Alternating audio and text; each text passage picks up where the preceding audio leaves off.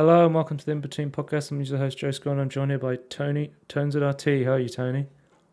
Hello, Oh, new I just realised I installed haven't. Windows. Yeah, okay. So story this week. Did I talk? I talked about this last week, maybe, or potentially. Basically, my build of Windows became insanely fucking corrupted to a point where I had so much shit wrong with it, and I was trying to install Windows updates, and it was like, no, I won't do that. I'm going to boot loop, and I'm like, well, fuck, okay. I did like a system file integrity check, and it's like, yeah, your Windows install is corrupted. We can't do anything because it tried. It was because There's actually a yeah, check, is there, for that?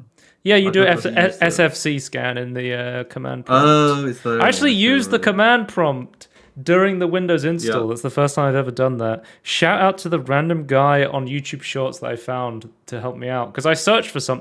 I'll get into this in a minute. So I literally it comes up on Windows Update. It's like your build of Windows is corrupted. Do you want to try and fix this? I'm like, well, okay, sure, give it a go. Spam restarts, doesn't actually fix it. I'm like, well, fuck me. I guess I'm reinstalling Windows 11. So yeah, I have a 1 terabyte hard drive, but man, is it ever fucking slow. So I decided I went out and got myself a Crucial X10 Pro. Yeah. Man, is it tiny! Like this is a here's Yeah, an the big and here's an small, yeah. iPhone XR for size comparison.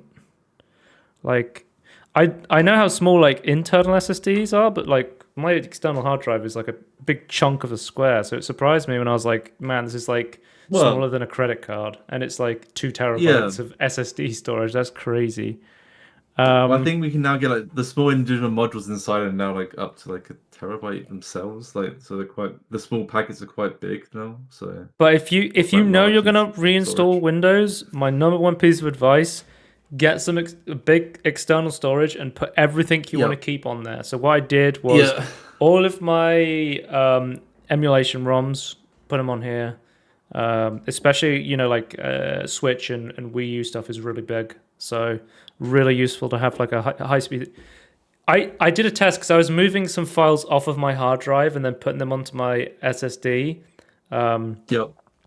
This is, I think it was like 7 times faster than the hard drive. Like it's What? insane. How are you interfacing with it? Like just over like USB 3 or what? It's How are USB you plugging C. in? Yeah, okay. It can So go way. 3.2. I get about 700 megabytes a second with this. Yeah. Um, So that's you going through the cache, yeah. 700, yeah. But it can go faster, but you need like a USB-C 3.2 gen thing, which is not Yeah, yeah. very standard. I You would need like a PCIe card to add it I to would my computer. I just have standard yeah, USB-C the one you're ports. talking about is the 10 gig version. I refuse to use their stupid naming thing. It's Mm. USB 3 10 gigs, I believe they're talking about. Yeah, I don't have. I Um tried it on I like the believe the USB-C normal port yeah. on my front of my PC and the back of my I PC, believe and the normal max USB-C is like only 5 gig. I say only, it's still a lot, but but yeah. High rec, but so I got my emulation ROMs backed up. I got all the podcast stuff. So I tried to back up my OBS settings, but I fucked up. It was like I didn't make it a unique profile. And then when I imported it into my new OBS, it was like, oh, it's just the default profile again. Then I had two like default profiles and it wouldn't let me switch between them or like delete one. And I was like, well, that's fucking strange. So yeah, I've had to basically redo all of OBS. Oh, but I had all my pictures and like the all the intro stuff saved. Like I have so much like custom stuff in like Chrome extensions. Like I literally made a list of everything I needed to do beforehand, and I was like double checking it. So like you all of my like because like an extension I use is dark mode on Chrome, and most like Chrome extensions or whatever extensions will just let you export your settings. So I just yeah. exported all of my dark mode pages, and immediately it was like I went into a website I hadn't been on before in the new install, but it was backed up. So I just Yeah, re-imported it, yeah. and I didn't have to go and click dark mode in every single I website I went into, or I have my custom I'm ad very blocks happy with settings yeah. exported, and What I found crazy is that there's a lot of like operability between like Chromium stuff and Mozilla stuff. Like a Mhm. lot of my setting I could just put over. That's like only like one I don't. or one extension I couldn't do it with. Yeah, when I was going through my extensions, it was like, oh, this uBlock Origin thing you've got is not, what is it called? Manifest 3 or what was it called? Oh yeah, Manifest 3, yeah. It was like this won't be compatible at some This point. won't You're gonna have work. to get rid of it, and I'm just like, well, I'll wait till that time comes because I did install a bunch of stuff on Firefox, but there's still like it just boggles my mind that Firefox still doesn't have HDR support. Like that's crazy Hmm. that it's not Yeah. like one of the top things on Well, their they don't, roadmap. well, I don't think they make any money, so Yeah. I can understand it. But anyway, so yeah, just yeah, my games, all my photos and videos. I've got all the tangerines we're supposed to record backed up on here, so I still Oh, have the thank footage God. of that. Yeah. Anything else? Oh shit! I just realized I'm not recording because that's not a default OBS thing to record while you Oh, the stream. local backup. Yeah, but not only is it a local backup, um, I use FFmpeg to rip the audio from the VOD it creates. So I'm probably going to Right, have to download okay. the Twitch VOD now and then rip the audio out of Yeah. that, which is going to be annoying, but I can do that. That's fine. What else? But yeah, so I was reinstalling Windows and then I was like, um, I was deleting all my partitions basically because I didn't want to keep any of the data. And then I Yeah, had yeah. two drives that were identical sizes. And Tony, in the default Which one's Windows which? configuration, how do you know which one is which? Because I wanted to install it on my Uh, NVMe SSD, not my my yeah, I non-NVMe SSD. I found the only way to like actually know like the actual like code that you, like the really long fucking code that pops up. There's the same way to distinguish between them, and it's really hard to it's difficult. We are 7 minutes in, Dave. We're not starting again. I've got to tell people about the Windows install. Um, anyway, so yeah, You basically, I try was and use like, it, yeah. surely there's a way to like identify your drives, and it's like, yeah, you can open a terminal during the Windows install, and you can use like disk check, and you can basically get all the info, Yeah. and it'll be like, this is a Sabrent drive, this is a Sam, and I'm like, oh, Yeah, yeah. I can actually Wait, so figure it out doesn't what drives are what. Why is this not a default Windows it thing? it doesn't show that by default. That's interesting. No. Because So if I on was my smart, I motherboard, would have just like noted down yeah, which drive number it was before I delete the petition. But I was right. like, just get rid of this shit, delete it all. But there was a, So I just used my BIOS to do it. It could see what its full name just displayed it for me when I installed it for the first time on my computer. and so basically I just typed in what I wanted, and I found a like a 1 minute YouTube short video that perfectly explained what I wanted to do, and it was so fucking useful. I Right. liked the video. It was that Compute good. Computer Surgeon: How to Tell Two Same Drives Apart While Installing Windows. Yep, I can send it to you, show you the video. But I was like, this is super fucking useful. Hmm. It's saying it's not default though. That should just be displayed. I don't. Yeah, yeah. This is the video I looked up. Yeah, I wanted to give a shout Hmm. out because it's super fucking useful. So you do disk part, and then you list your disks, and then you can go into them individually with disk info, and then that'll tell you like you select the disk, and then it'll be like, oh, okay, this is a SATA drive. It's got all this information. It's really fucking useful. Yeah. But yeah, having everything backed up made it so much easier. By the way, Tony, I don't know if you've installed Windows 11 recently, but while you're installing Windows No. 11, you can there's an Edge game that you can play. There's a guy on a surfboard, and you have to like direct him What? through hazards. Yeah, I see if I Okay. can find this. Windows It, 11 it takes install that long to game. edit a game. It depends how slow your computer is. Yeah, that's true. That's very true. Like both Edge. your CPU and your hard variable, well, and your Mate, why install is it drive. Windows 11 Edge install game? Here we go. You can now game. Well, this is the game. Hi. So it's this surfing Right. thing that you can Okay. do. while you. I find it funny It's that one the is a penguin. dinosaur. You think all the Linux guys installing it? They're like, yeah, I'm gonna use the Tux penguin. You know. Is that what they added it for? I mean, it's better than having literally nothing. I was playing this and I True. was like, this is dog shit, but it's better than nothing. You know. I It feel like says most it people only should gives just you like two leave controls. it It and goes walk left and outside. right, but you have to Yeah. boost, and it doesn't tell you can boost because if you don't boost, you'll eventually get eaten by this octopus thing that comes after you. That's why you need to collect these energy things. But yeah, Right. there's a surfing mini game when you install Windows now. Um, Interesting.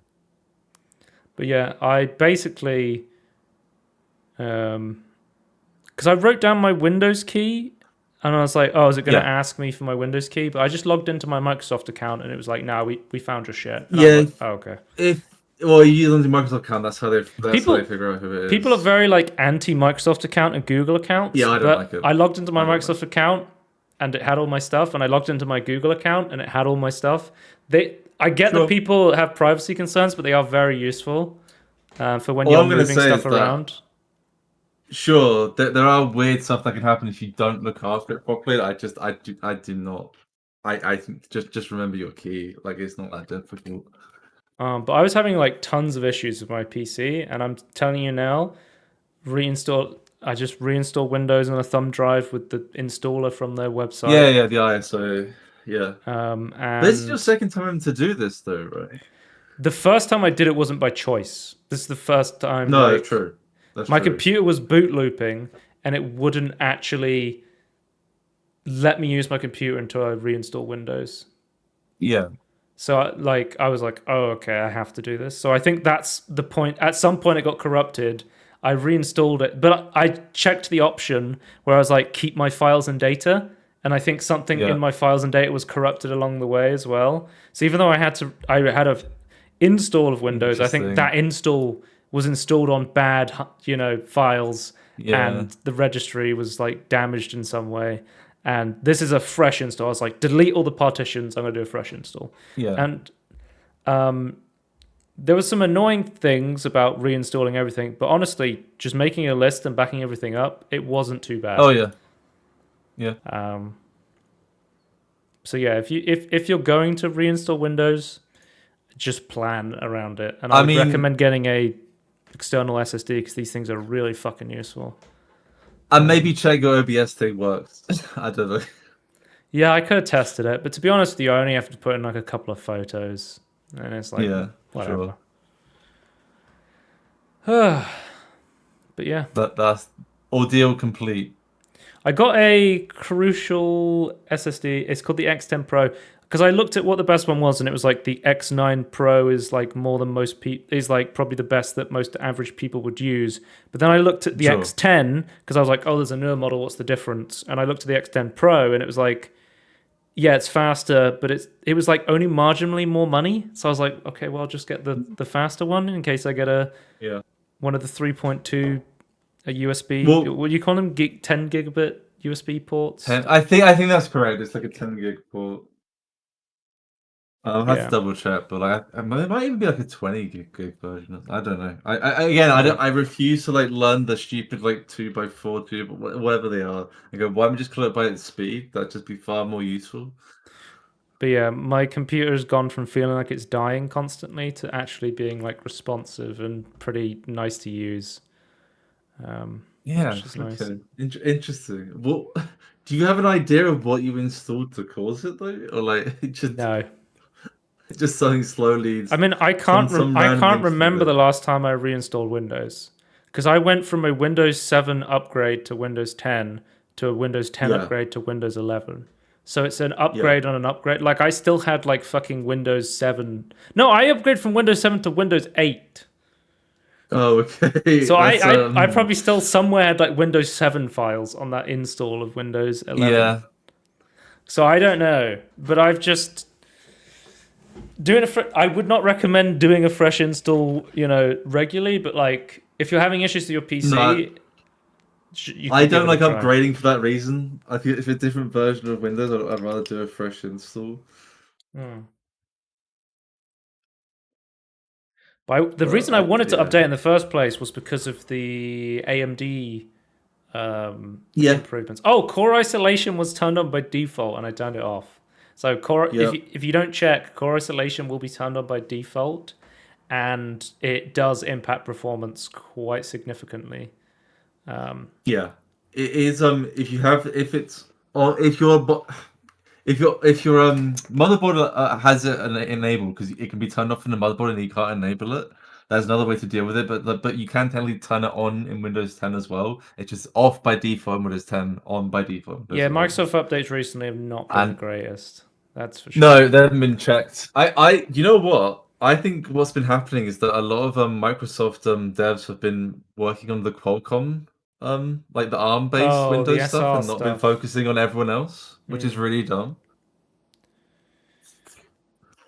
Yeah, that's the headline As stuff. Wendell from Level One Text says, it's like Microsoft keeps trying to like push this ARM or Windows on ARM as if like the problem isn't them causing like really stupid decisions and really stupid ways to deal with stuff. Well, It's like no, you don't need this.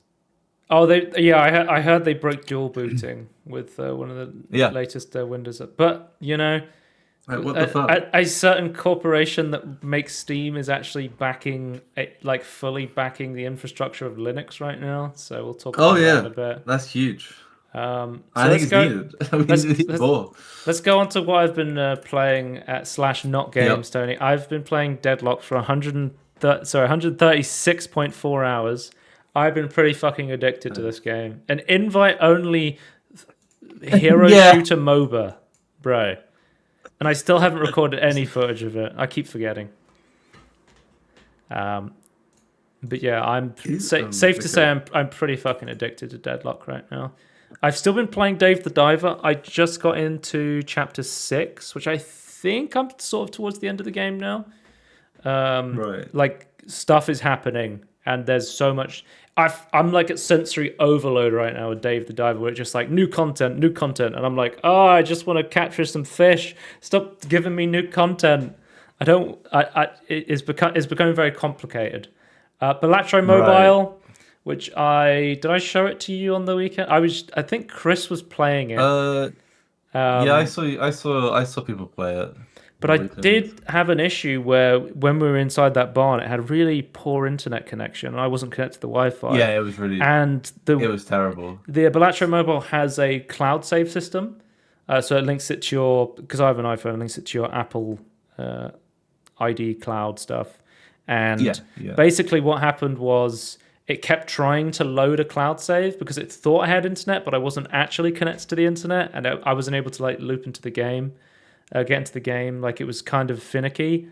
But apparently other people are having this issue on like Android and iOS, so they're looking into this bug. I think it's going to get fixed at some point. But yeah, I'm about to lose. It was £10, and I'm about to lose a lot more time because I now have. Right.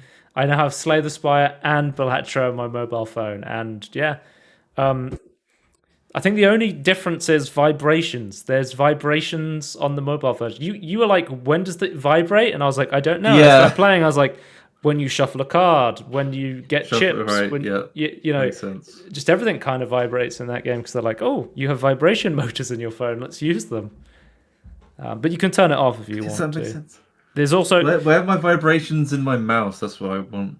It's the most up-to-date version of the game as well. So it has like, you can turn on the Dave the Diver cosmetics, the Among Us cards, the Witcher cards, the Vampire Survivor cards. Because I know like Slay the Spire is a little behind the actual Steam version like the Android and the iOS version are behind the Steam version in terms of updates.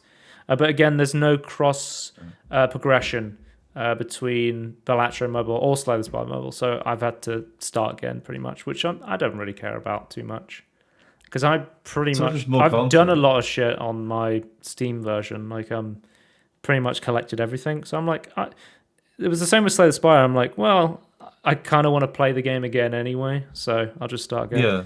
I don't think there's support for that, unfortunately, Dave. No. So, not games. I've watched the film. Wait. What if it's USB-C though? Surely you'll be able to plug in. And... Tony, I have an iPhone, so no. Yeah, I've got the There's newer no one. there's no USB-C support on my phone, unfortunately. If there's lightning cable support, now we're talking. No. We're going to talk about the new iPhone 16, but I don't think there's too much interesting to say about it other than No. it has AI stuff and it has a better I camera. have more to say of like clickbaity thumbnails around the whole announcement of stuff than the actual device.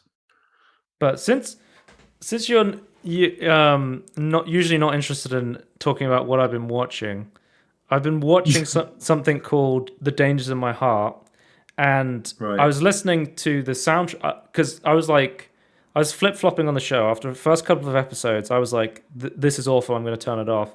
And then I kept watching, and I was like, "This is one of the best shows I've seen. This is really good." Apparently, that's a common experience. I looked it up, and people are saying, "Yeah, the first couple of episodes are really hard to watch, and then it gets really fucking good."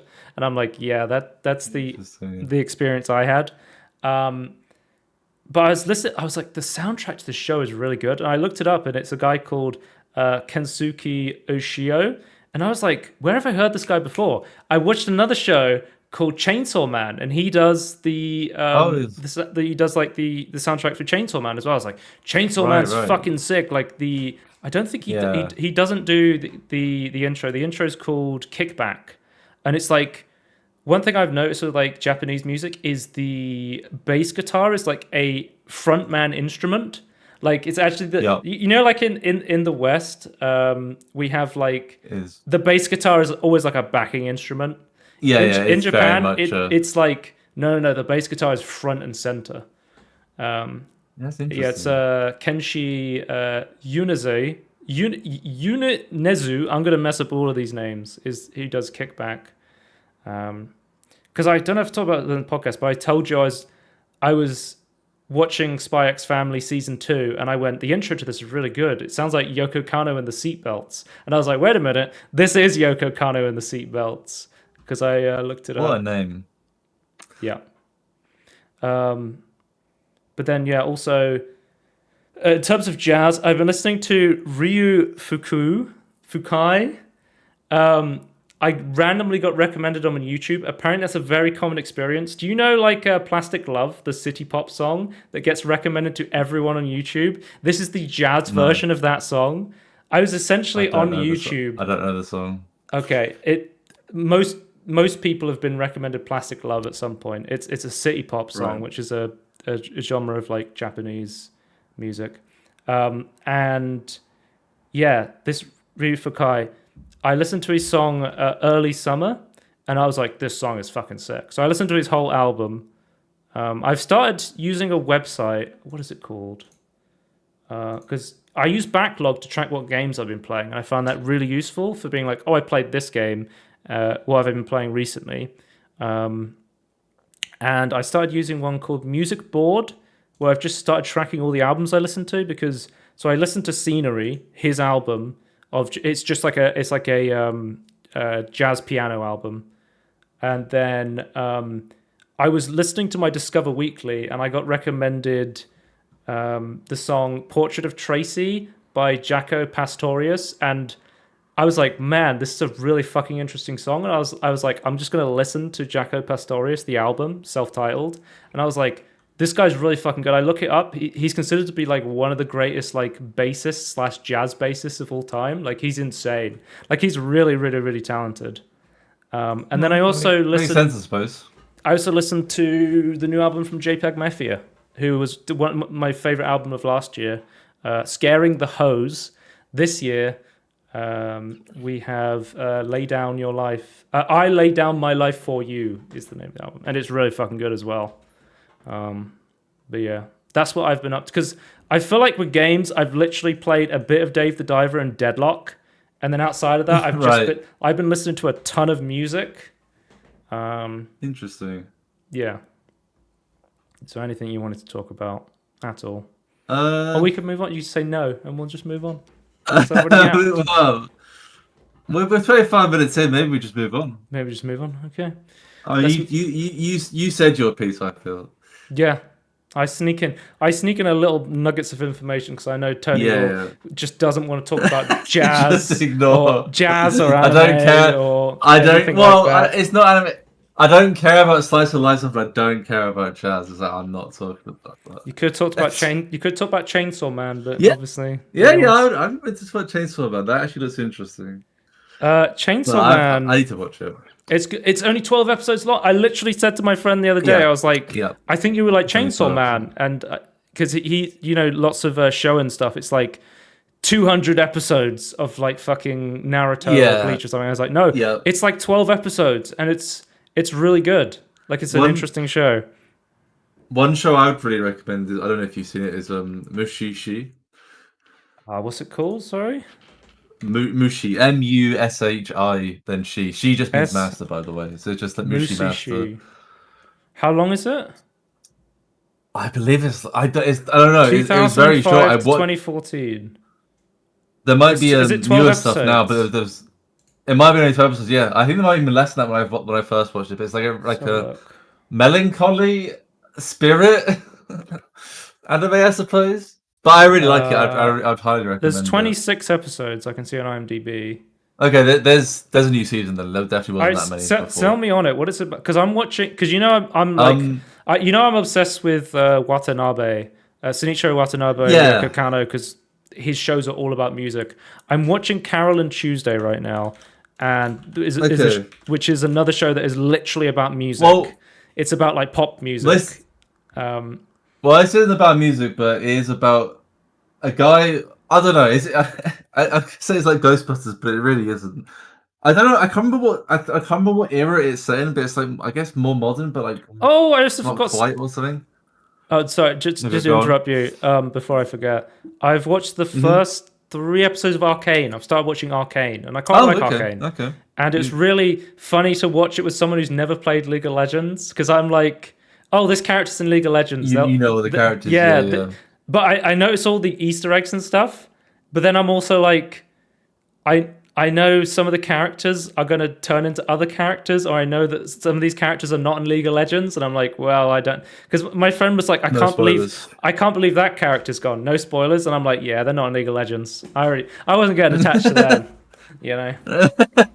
But go on. It's a spirit thing. Oh yeah, Mushishi. Yeah, there's a guy basically goes around solving problems, and there's some really messed up problems. Yeah, I'll give an example of like an episode that doesn't really. Most of it is self-contained episodes, but like there is like some sort of thread as he goes on his journey. But I'll give an example that doesn't really have a spoiler to it. Like the one is like has like a twist to it, which I don't want to ruin.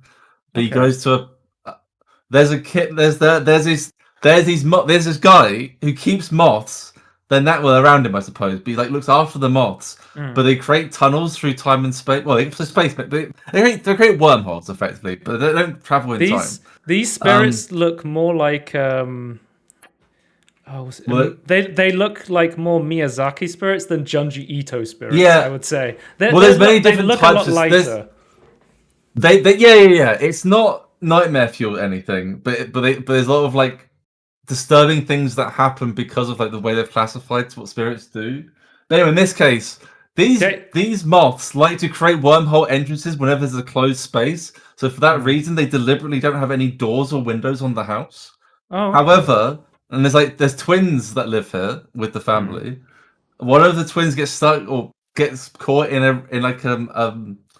a sheet, and they vanish with this like vast labyrinth inside. Like he goes inside to try and get them back, and it doesn't work out. The only glimmer of hope is at the end of the episode, and this is a spoiler. I'm sorry, but at the end of the episode, like I haven't even watched they pop out. They pop out randomly, and they have no idea where they are. ICV2 gave it 5 out of 5 stars, so that's enough. Yeah, it's really good.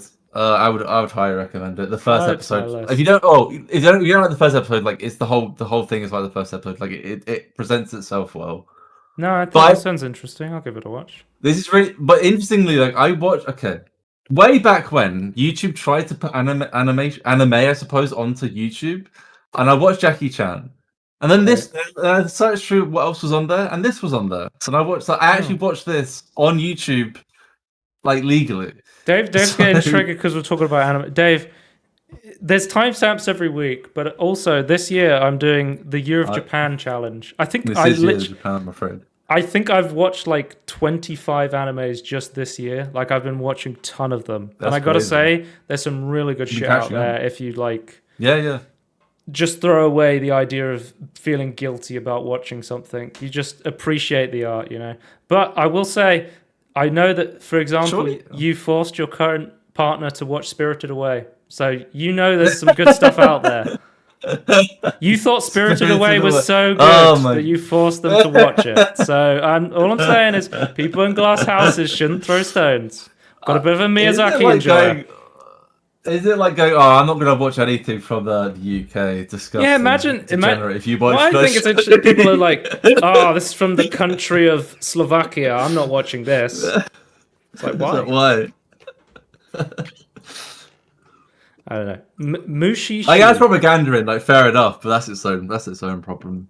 But yeah, Anyway, Mushishi. yeah, I said my anime piece now. I think maybe it's time to move on.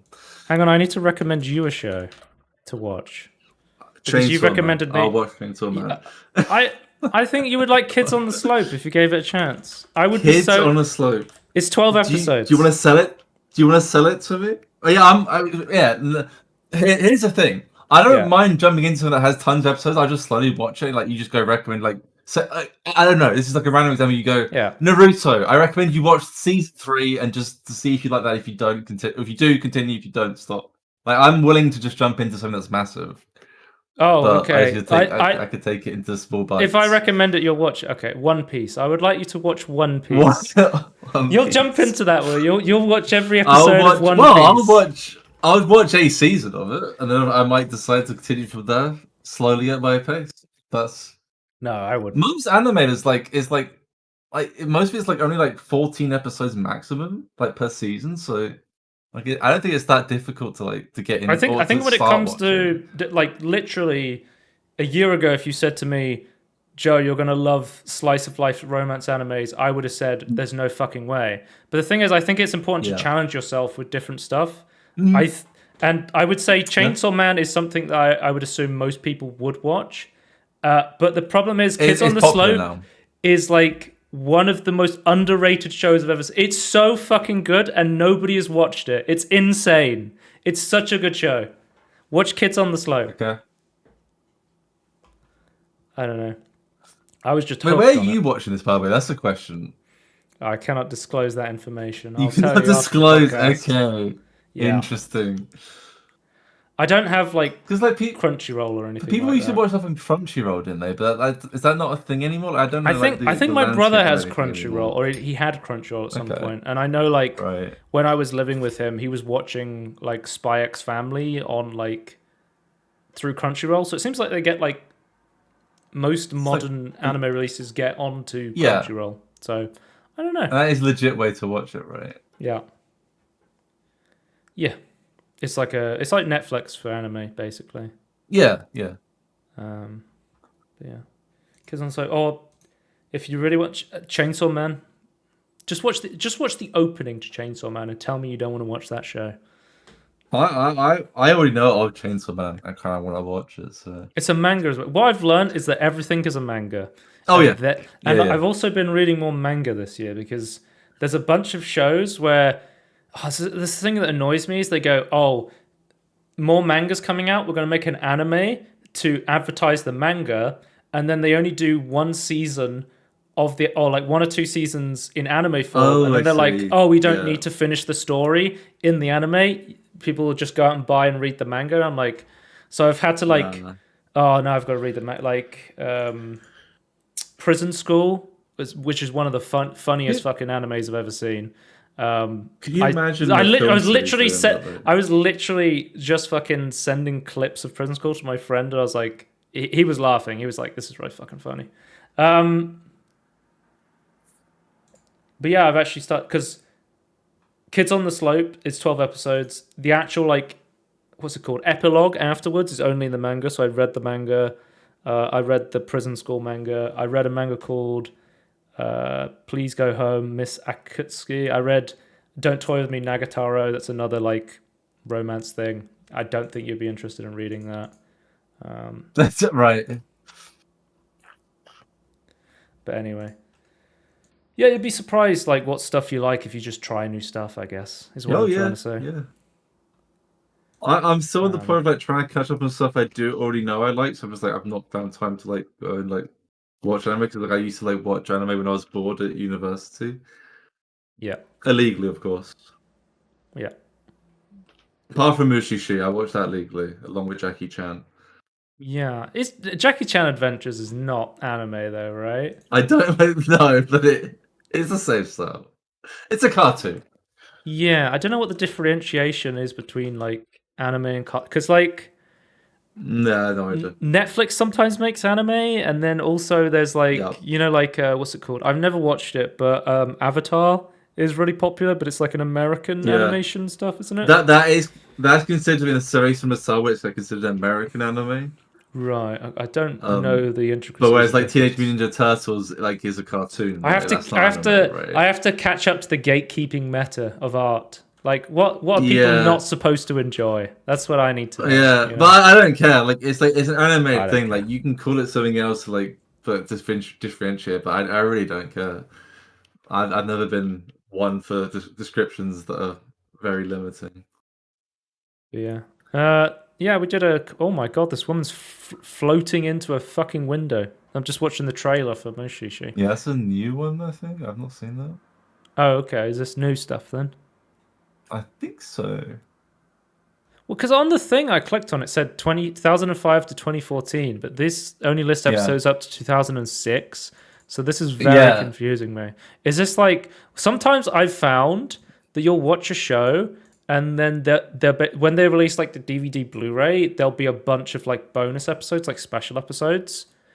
And one of the shows I watched, like the ending of the show, they basically rewrote it for the special version, and then the season Oh, two yep. follows on from like the DVD Blu-ray one, and it's like I was so There's- fucking yeah, confused. I was like, "What the hell is going on?" So yeah, yeah. watch out for that. I've only encountered that like one time, but yeah. Anyway, let's move on to trailers. Blasphemous 2 is getting a DLC. So this is the first DLC. It's coming out October 31st. It's called Mare Coupler. It will be £12, 20% off on launch week, and take about 2 to 3 hours to beat and 6 to 8 hours to 100%. We'll add a new weapon, 2 new areas, 2 new bosses, a bunch of other prayer beads and statues and stuff. There'll be a separate update called True Torment, which is basically New Game Plus, and some other things added, new enemies, better connections. Wait, coming Halloween? Adding some content, 3 new areas, which is free. Yeah, I guess Blasphemous counts as a Halloween game. I never really thought about it. Oh yeah, 100%. Speaking of Halloween, it is the October, and Speaking of, I yep. have yet to play a spooky game. I have not decided on what I'm going to play. I do have Right. Resident Evil 4 VR downloaded on my MetaQuest 3, so maybe it's time to play Ooh. the old version Didn't of Resident Evil 4 VR, like the I can't original remember what Resident Evil I 4. can't remember what the game franchise is called now. But you were caught up on is it Dark Anthology thing? Um, I I was gonna play. I think this year I'm gonna play the quite Until Dawn comes out like literally in a couple of days. Like I think Oh tomorrow. right, okay. And I Crazy. looked it up Okay. because Until Dawn's fine. It was a PS4 exclusive, and it's finally getting ported Yeah. to PC. And I was looking it up, and I Yeah. was like, "Oh, maybe I could buy this on release and play it on Halloween." It costs £60 on release, Oh yeah. so I was like, I thought you there's had one no queued up ready to fucking go. way." Yeah, Do you have one The Quarry I haven't played, Quarry. Right, and the Quarry. I was originally going to play it last year in co-op mode because there's a co-op mode you can play. I was like, "Oh, cool! I'll play it co-op with my friends." And co-op mode is basically little brother mode where one person plays and the Oh, other people get to okay. watch, and I'm like, there's no fucking way I'm Well, playing it like this. Like I would rather play the that's game dumb. myself than Yeah. do it that way. So I was like, you know Yeah. what, I don't particularly want to play it right now because it's not spooky season. I am just going to wait until Halloween, and I'll launch it up and play it by myself, and then probably stream it to my friends or whatever. But I've had my costume for Halloween picked out since June, July. I was so excited from all the the Halloween horror stuff I've been watching. over the past like year. That I was like, oh, I know exactly what I want to go as a Wait, Halloween. is It's a that surprise. teaser for what you've chosen? Well, the thing is, I plan on the Halloween edition of the podcast. I will wear the outfit Okay. because last year I wore the Okay. Star Trek uniform, which is sort of more fancy Yes. dress. But Yeah. I mean, who wears You're pajamas? spooky this Who time. wears pajamas in space? I mean, come on, that's pretty scary. Space pajamas. Yeah, but yeah, there will be a Halloween edition where I will be debuting the unveiling of my Halloween costume. Then next up we have, okay, Tony.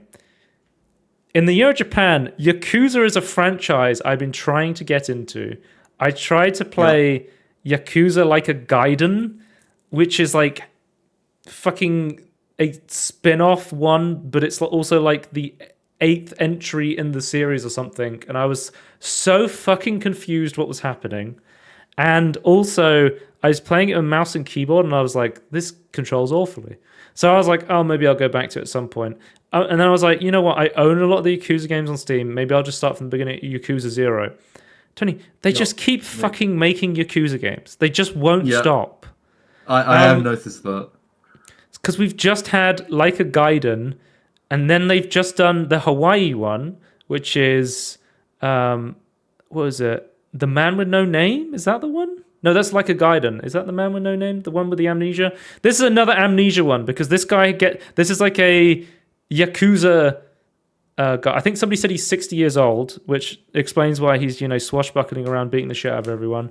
And I believe the plot is he has no memory, so he reinvents himself as a pirate on the open sea. So it's a Yakuza pirate game in Hawaii. In Hawaii still. Which is also where the previous game was set, because I think... Yeah. The way Sega does this, where they release like fucking 3 Yakuza games in 1 year, is they are all like have tons of mini games and are like 70 hours, 80 hours long.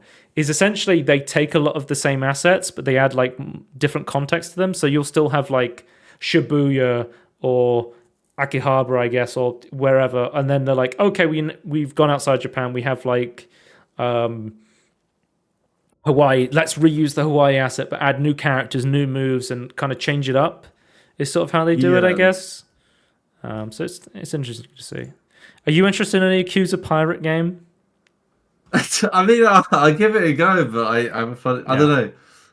It looks fun, but I feel like there's bits that like are a bit weird, like in terms of like how you play it. It's a daunting series to get into, but I've also spent 80 hours in a Persona game this year, and I've also spent like, oh god, how long? I've 40, 50 hours in a Final Fantasy game this year, so I'm ready to dive into something. I haven't been playing that many Japan game recently because I've been too addicted to Deadlock to play anything else. But I will try and play. Hell.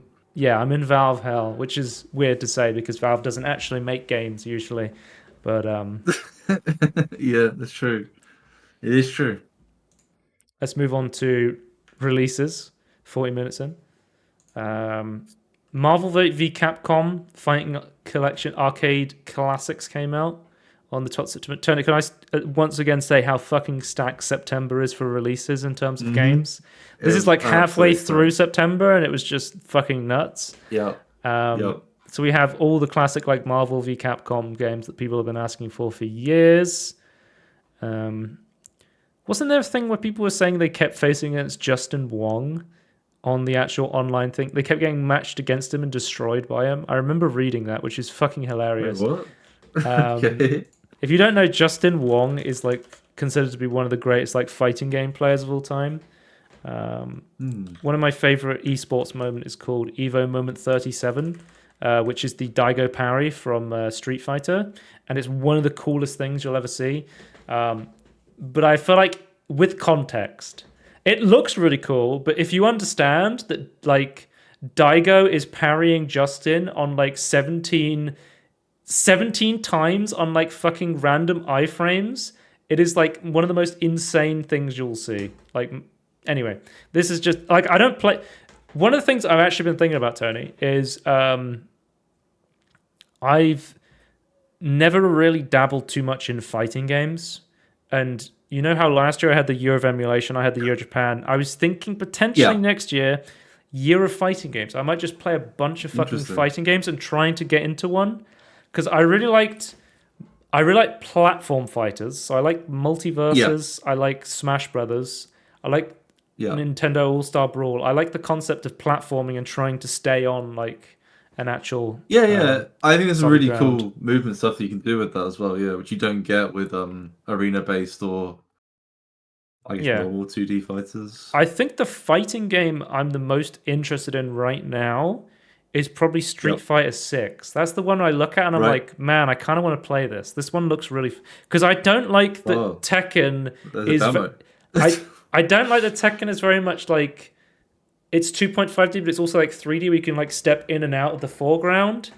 I don't like that element to it. I think that would really annoy me or confuse me. I don't know, because I haven't played it, but that's what I assume. I'm willing to give it a go. But yeah. Anyway, people seem to like this, which is good, because people have been asking for this for fucking years. Yeah, it's nice to see. And it's on Steam Deck. I think it's really my thing, but it's good to see. Well, maybe I'll play it if I do a year of fighting. Lollipop Chainsaw Repop. This is the re-release of Lollipop Chainsaw, a game I remember it coming out at the time, and I was like, this is such a weird fucking game. It's cheerleader with her headless boyfriend fighting zombies. Is it James Gunn? What's his name? Yes, James Gunn, the Guardians of the Galaxy guy. Gunn? Yeah. Yeah, that's it. Who is now the head of the DC franchise. Well, at the time, I think... was he known for anything back then? Because I feel like now it's like Leela Banger. That's crazy. At the time, I didn't recognize the name. I don't know what... Because 2014 was when he did Guardians of the Galaxy. He did Slither in 2006. Oh. He did some weird horror stuff, and then he got more into like the. But yeah, I guess people would have. I guess the if they following him with horror stuff, maybe people I remember thought that people were like bigging up the writer, and I was like, I don't know who this is. I always find it weird when you take like a really interesting director and you're like, now direct a Marvel movie. And it's just like, you're wasting their talent. Why? Yeah. It's like Sam Raimi. Bro, where is this sound coming from? Oh, the trailer started playing. I was like, bro, there's sound playing on my computer, and that's so ominous. It's ominous sounds. Wait, Dave, you played Lollipop Chainsaw? It never released on PC. No, I think it was like a 360 slash PS3 exclusive. PS3 and 360 only. Dave loves this game, and he's been calling us the weebs. I mean, yeah, I know. That's kind of sus. This guy. How do you explain this game, Dave? No, this is heavy. This isn't weeb shit. This is heavy metal. I don't know. I've seen complaints of this game. Is like there's like music missing and there's some like color grading issues. Yeah, I think with licensing issues, you're always like but the way licensing in music works is yeah. There's other game engine issues as well, which I think should be fixed. But I wanted to point out there's no other way to play it unless you emulate it on PC. So like it already wins by default. I don't know. Like, I'm not going to go out and buy a copy and put it in my PS3. Dave said he cosplayed as Juliet. Were you wearing a cheerleading uniform with a chainsaw? I would like to see this picture. Yeah, I would like to see this. But yeah, basically they were going to do like a full-on remake, sort of like the Dead Rising one. And basically people complained and said, no, we don't want you to censor anything. And then they're like, okay, we'll just make it run on PC and modern systems at like 4K. I don't understand why it would have to be censored. I truly don't understand this, like, oh, we're remaking it, it's going to be censored. It's like, why? Oh, people, I saw, I want to quickly mention this, but I don't want to draw on. But people are going, there's like, in the game, there's like Repop edition and like original edition. The Repop edition is not selected by default, but the Repop edition is like a censored version of the game. But it's not selected by default. You have to go out your way to select it, and it's like people going apeshit about it, and it's like, why do you care? It's not even the default. Bro, sometimes when games get like remasters or this sort of stuff, they'll change like a pixel, and people are like, it's unplayable. and I'm just Yeah. like, bro. Yeah. Like some of the stuff I they do- change, I'm like, it's understandable. Like it happens. Yeah. You know? I do get annoyed because I think sexuality stuff like gets changed like pointlessly in my opinion. Like yes, it's sexist, but like it's fine in its own context in my opinion. It's more of a broader spectrum to like not all games should be like this. Like I don't think Assassin's Creed should have like the same sexuality that Lollipop Chainsaw had, for example, right? Well, they But you have just it in need to any game add. where it's the whole point. You have a sexy character. You remember when they released Bayonetta 3 and they had naive angel mode for Yeah. That's doing it properly. Choose That's to censor the nudity. safe. What was it? Yeah, it's like Naive safe angel mode, I believe it was called. Yeah, but what was there's like a tagline attached to it. It's like safe to show to your someone. I can't remember, like your gran or something. Yeah, something like that. I thought, yeah, that's the way to go about it. Is like accept it, like still have it, have another mode. It's like just embrace it. Like I think it's fine, but and that is one like censoring that I do find a bit weird. I Like think censoring like racist stuff or like other troubling stuff. Like yeah, go for it. this is Steam. Oh, he's got Steam achievements. I think because there was an achievement back in the day, and someone confirmed in the reviews, you still get an achievement for trying to look up Juliet's skirt. Oh yeah. So there it is. They That'll tell you the great art that is being censored here. Yep. Or that wasn't censored, so there you go. I think this is a game I'm interested in playing, but I think it's a bit too expensive for me to pick it up. I think this is a game I'm going to wait to get on sale. And it's still a very mediocre game. Like the combo thing is a good idea, but then it gets really tedious later on apparently, and it's like that's like why it was like a mediocrely reviewed game back in the day, and it's basically identical with some actual a little bit of downgrade, a little bit of upgrade in other places in terms of visuals. So let's talk about the next game. 18. It's more or less the same. Final Fantasy 16 came out on Steam on the 17th of September. Finally, it's finally been released to PC, Drew. Yeah, I think pretty much going forward, it seems like even like Squeenix and Ubisoft are like, oh shit, we need to release our stuff on Steam and we can't just release it on Epic for like a year or two because everyone forgets it exists. I think they're losing out on a huge player base. Yeah. I downloaded the demo for this and then it like crashed and it was like, oh, there's drivers for it I need to install, and then I reinstalled Windows and I haven't reinstalled it. There's also a fucking demo for the new game from Persona, Metaphor Refantasio, that I wanted to play as well. Because this demo, if you play it, your progress will carry over to the full game, and Metaphor Refantasio also, your progress. That's coming out on the 11th of October, so it's a week's time. If you're just doing a snapshot from the side of the game, I'd highly recommend devs trying to accomplish that. But I was like, I know that makes an annoying build. I'm interested to try a more like mainline Final Fantasy game that has like more combat focused, like real-time combat focused. But also at the same time, I do fucking love Persona, and I could also play another because this isn't Persona. This is a brand new franchise. Like basically, it's all the Persona guys who are like, we're sick and tired of making Persona games. Let's make that quality of a game, but you know, in a brand new like fantasy setting, and it looks fucking awesome. I just look at the fucking UI. It's so stylish. Yeah, I don't know if I ever thought about this, but I've been very annoyed with like UI and websites and like apps in general in the West being like becoming like the same wireframe bollocks that isn't that nice to look at. Once again, very much Joe's talking about Final Fantasy, UIs. But talking about Persona instead. Well, maybe you should just play this instead. Maybe you should just play the game. That's what I'm saying. I want to play, but I do want to try out Final Fantasy 16. It's just, I was going to play it again, and because my friend Jesse is a huge Final Fantasy fan, and I was like, you can play the because he was saying as soon as Final Fantasy 16 comes to PC, I'm going to get it. You know, if I had a PS5, I would have already got it. When it comes to PC, I'm going to get it. And he played the demo, and I was like, oh, what was it like? And he was like, mostly cutscenes. And I was like, it was like an hour of cutscenes. And I was like, yep, that checks. That is like the average. Like, I feel like if you removed a lot of the cutscenes from Final Fantasy VII Remake, the game would be like 10 hours shorter at least. Oh yeah. Oh, at There's least so I'm many like cutscenes. 50% shorter.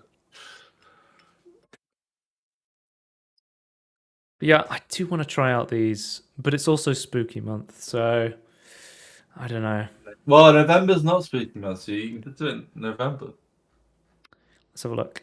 Highly recommend it because the games recommend my friend who owned PC. Also, one thing I did think was cool with this was Final Fantasy VII on PC received like 2 patches in its entirety and doesn't it has like barely any PC options. There's no upscaling. Yeah. There's no like advanced options. Like it is very, very simple and still has stuttering issues to this day. Apparently, Yeah. Square Enix released like 3 patches for the fucking demo of this game and actually, fixed issues with it, and it has stuff like DLSS and that sort of stuff. So that's really cool to see that Square Enix is actually leveling up their PC ports. That's really cool to see. Yeah, I reckon it because this game like, is recommended their by my services. friend who owned a PS5. He's the one who started playing this game, so I have to try it and love it with the story and character design. But I heard some people who play with this game with their average to high-end specs, like the RTX 30, were having issues playing. I suggest taking some time to wait for them to fix the problem. If they plan and arrange to do something to figure that out, overall 100% recommend. This was on the 29th of September, he said this. Somebody said 51 hours. I had a lot of fun, but man, so many cutscenes. That's pretty good. My God. Pro tip, just skip the cutscenes. I've heard, I heard Jesse Garasha of the No Clip podcast. He was saying, the combat in this game is really good. Like, there's a lot of fucking cutscene and kind of, happy-go-lucky story stuff that's not, gripping story, but it's like, the stuff I've found, when I played Final Fantasy, there was genuinely a lot of interesting characters in the side story stuff, whereas the main story stuff, I was whatever. But it's for some reason, a lot of their side story stuff is way more interesting, and I don't know why.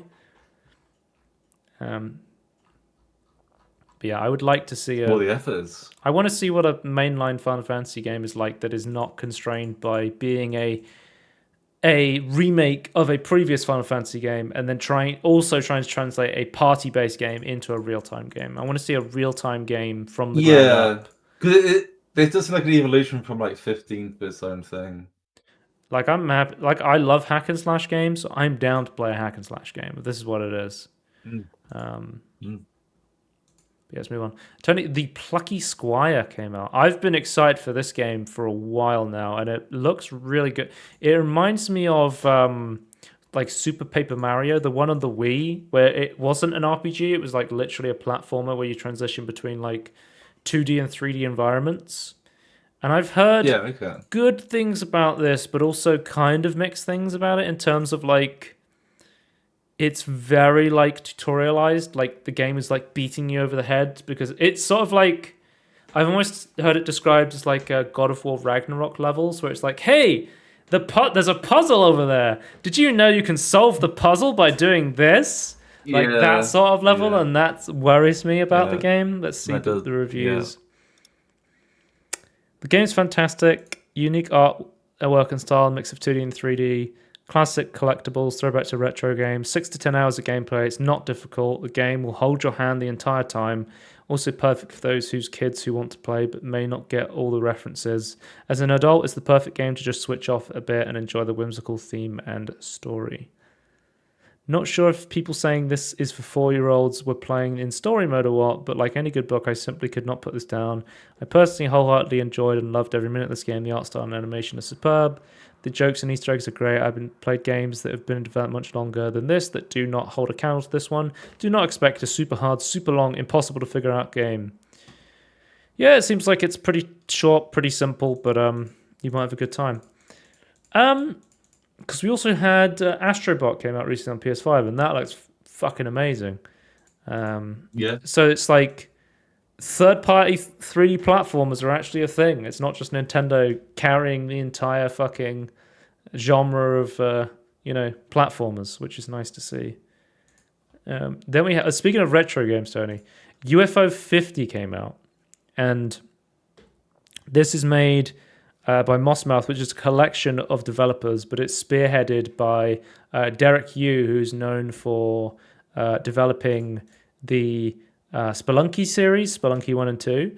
And basically, Oh, the right, idea of this is it's taking the idea of, those game cartridges where it's like 50 games in one. yeah. It's taking that idea, but being like, well, what if we made every single one of these games an actually good, unique game that is like, they're not like tech demos, they're actually like fully fledged games, which is like nuts how much value you're Oh, getting, right? it's not a selection of 50 games, but 3 of them are the same game that have been pirated. No, it's not like Donkey Kong 3 and you click it and it's just Super Mario Brothers again. Like I found out Yeah. on that like Chinese Game Boy I got for Christmas one year. Yeah. But yeah, it's like 20 quid and there's these full unit games. And the really interesting thing is you can play them in any order, but the way they work is they're sorted by release date. So they're made by this fake company, I think it's called Doinksoft. And Links of I believe that's the name of the company.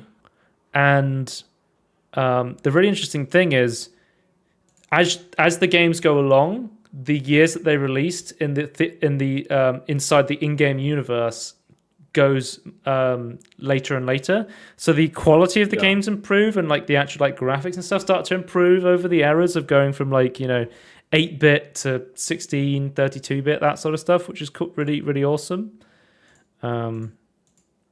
Yeah, I've seen some people playing some of these games on Twitch, and they look really fun.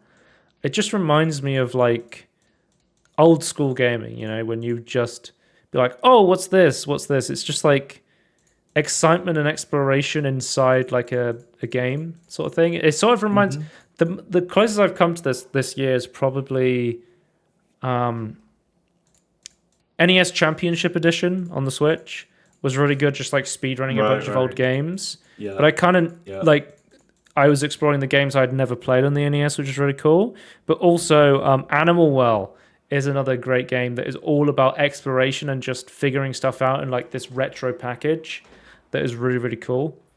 So yeah, I definitely want to pick this up at some point. Again, most of these games I want to buy, but I'm trying not to buy any games because as a man who owns over like 1,500 games, I'm trying to not be the stereotypical collector who buys stuff and then never uses it. So I'm trying to play the games that I got already. Speaking of games I already got already, God of War was a game that I've already purchased but have never played. And the sequel is now out. And I'm a big fan of God of War. I've played all of the games. I've played all the PlayStation 2 ones, all of the PSP ones. I've played the God of War 3 on the PS3, but I haven't played, like, I love the hack and slash God of War games, but I've never played the dad simulator ones. the two newest The ones. boy games. Yeah. When he fucks up Skyrim gods. Again, with the release of this game, Tony, PlayStation Network account is required. And they've made it single player game. You have to log into an online only service, and it makes it also really unavailable in like 80 to 90 territories around the world, which is fucking insane, which is really annoying for a single player game. Very useful to need to log in. See what reviews are saying. There's a Steam Deck review here. Do I get more Steam Deck reviews because I own a Steam Deck? Does it know that I own a Steam Deck? I don't know. That'd be interesting to know. I've been happy playing since launch on my Steam Deck, despite having a PSN account. I've never been able to log in. I didn't want to mess around with FSR 3.1. I kept my game at 30 FPS, and it has been consistent despite its name. Low settings look great, and I only had the game crash once. This is a better optimized than 2018. Yeah, I heard the porting job on this one was a lot better than the original God of War, which had some issues. It's not perfect, but it's definitely a lot better, which is nice to see. If you love the 2018 God of War, I think the gameplay improvements will have you hooked. I like Kratos' moveset. I like the weapon changes in addition. I like that all the gear is viable thanks to crafting. Instead of 3 boss fights, there is 30 plus, and I like nearly all of them. The story is really bad and very predictable. It feels too safe. I also feels too messy. Okay, so gameplay improvements, potentially not, the greatest story. Okay. It seems like people generally really like this, but are annoyed by the PSN requirement. Yeah. Let's move on to... Oh, speaking of remastered games where you're in confined spaces fighting a bunch of zombies, Dead Rising Deluxe Remaster, DRDR, has come out. Another 20... When does it come out? 27? When did Dead Rising come out? 2006. That's when it was like... Six, right? Yeah. But it felt like in that, like, there was a period in the 2000s where every game was just a zombie game. Oh yeah, it was like technology was just caught up because you could create lots of zombies or enough zombies on screen. But yeah, like this was like one of the first, where it was like, oh, a openish zombie game. This was actually like a novel new thing, and I played this years ago on the 360, and I played Dead Rising 2, I think. I've never played any of the later ones. I feel like most people have these all 360 exclusives originally, or at least they went on. No, Dead Rising 2 was on the PC. You can get it on Steam, I think. Was it on PlayStation though? I feel like it was like not on Sony platforms. No, I think it was on PlayStation. Dead Rising 2, I definitely played on a Windows PC back in like 2010. So I played this back in the day. But like it's very different in terms of like atmosphere and like I feel like going from like Dead Rising 1 was very wacky. And then Dead Rising 2 is just like, oh, people want crazy wacky stuff, and you have Chuck with his daughter, but then he's like just running around like mowing down zombies. I feel like the first one was grounded wackiness, where the second one there was no groundedness. But I'd be interested to see if Capcom wants to go like the Resident Evil route, where they're just going to remaster all the Dead Rising games. Where I think the biggest complaint people have had was on Frank's hairline. They said he looks a lot older now. They massacred his hairline and made him look a lot older. Dude, I literally a couple of days ago I watched the Mega 64 video on the camera one, where he's going around the mall. He's like, "Give me gore, give me horror. I've covered wars, you know," which I thought was hilarious. But yeah, like Frank was like he was a journalist who was there to cover the war, and then you would, take erotica photos of zombies and stuff. Oh, apparently, so Tony, we've got to talk about censorship again. The erotica score multiplier has been removed from the remaster. No. So you can't go around taking pervy photos of people anymore. But I think to compensate, they've just like increased XP gains across the board for taking photos. So if that was a key selling point to you, this may not be for you, but modders will probably mod it in, given how easy the Capcom engine is to mod. So I do consider this on the list of like pointless censorship. Like just add it's fine. Just add it. Look. After Off the Record, they sucked. So Off the Record, is that a spin-off or is that a DLC? Yeah, I don't know. This is one of those games like I only ever played from my friend's house on their Xbox. Dead Rising 2 Off the Record. So this came out in 2011. So this came out after Dead Rising 2. And is it Frank again? It looks like it's Frank West. Oh, okay, right. So it's a reimagining of Dead Rising 2, but they replaced Chuck with Frank. Oh, okay. So is it exactly the same place? And is this on PC? It's on Steam. You can get it on Steam. Okay.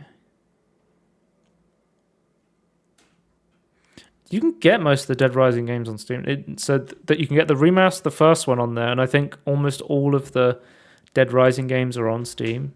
So maybe Dead Rising is a series. Again, it's a Japanese series from Capcom. Maybe Dead Rising is a series I need to get back into. Dave's saying Left 4 Dead and Left 4 Dead 2 are the best zombie games, then Dead Rising 1 and Off the Record. Yeah, I think Left 4 Dead 2 is probably my favorite zombie game ever made. I'm trying to think. World War Z is a really good zombie game. I really like World War Z. I think that's an underrated one. Trying to think. Tony, can you think of any like good underrated zombie games? People love the Black Ops zombie stuff, but I've never really been a particularly big fan of it. I actually really like some of those earlier games with them. It's not just Black Ops. But Yeah, I was going to say we're kind of other forgetting about games. Resident Evil because Resident Evil is definitely a very good. And Yeah, that's not. Yeah, that's not a small. That's a well-known franchise. oh, Dave, what about Plants vs Zombies? That's definitely one of my favorite zombie games of all time. Yeah. Also have, I don't think Dead. I'm looking up on Google. I don't think that Dead Space counts as a zombie game, in my opinion. No, that's not. That's more of a sci-fi thing. That's a horror. It's a horror game for sure, but it's not a zombie game. Killing Floor is another good one. I played a lot of Killing Floor 1 and a bit of Killing Floor 2. But yeah. Let's move on before we run out of time again. Lawns Learn came out. Jenny, you remember I played this game in a Next Fest like fucking years ago, and it was like this weird like atmospheric climbing game, and I was going nuts playing this. I was like, I can't tell if this is awful or a masterpiece, and I think it might be a masterpiece. And I was just like, I don't know. I feel like if I read the reviews for this, it's going to be really polarizing. I mean, it's got 1,000 very positive reviews, so people seem to like it. It's like a weird, like, atmospheric parkour platforming, like climbing game. That story is told as you climb through it. What's the percentage on that? Very positive. 84%. So 974 of the 1,086 are positive. Yeah. That's pretty good. Gonna give an update review after 100%, but I figure I'll drop one now. For the people who've been stumbled upon this game for the first time, I've been following this game since the launch of the demo, where I put about 30 hours into speedrunning the first level. I had so much fun with the mechanics of the game and had a blast interacting with the community on Discord and seeing updates. Launch takes place in a Blame, I don't know what Blame exclamation mark is, inspired megalophobic planet, vast concrete towers, and it's very like a brutalist design. You just have these giant like stone walls everywhere. Why is it megalophobic? Like you don't like the big structures, I suppose. Megalophobic. Yeah, yes. Megalophobic is a phobia of large objects. Right, okay. Vast concrete towers, old machinery populate the eerily quiet levels. Most of everything seems abandoned, if not thousands of years ago. The atmosphere of the game is excellent, calm and meditative, but also foreboding and dark. The main mechanic of the game is climbing with picks, which I would care to something like Breath of the Wild. It's not like Breath of the Wild. This guy's smoking crack. You can climb as high as your stamina will allow. Well, I think he's saying the mechanic for climbing is like I would say the mechanic, but I wouldn't draw like the visual. The actual climbing of Breath of the Wild is not like this. It is definitely a very like complicated system. Like it's not overly but it is like it's kind of clunky sort of thing. It's not like press one button to climb. Yeah. It's a massive game. You see a massive structure you can probably climb if you're clever enough with your stamina management. There's a serious sense of verticality that's sorely lacking in most game. The checkpoint system is pretty good too, so you rarely lose any significant amount of progress. If you want to try a different route, do you know that feeling in old video games where you used to go out of bounds and go on top of things you weren't meant to see? This game really gives us those kind of vibes in a really cool way. Yeah, that's something I encounter in games now. I'm like, oh, I wonder what happens if I go over here. Like I was playing the Warhammer DLC for Power Wash Simulator. I was like, oh, I wonder what's over here, and it's just like invisible wall. I can't like they make so much shit, but then they're just like, nah, you're not allowed to explore this area. And I'm like, damn, I just love walking around places and having a look around. Here we go. Yeah, unless it like breaks the game, there's no point adding stuff, right?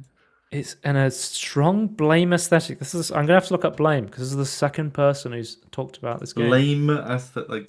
I'm going to look it up on Steam. I don't think it's there. Okay, let's look it up on It's a manga. Oh, okay. Tony, once again, we've got our.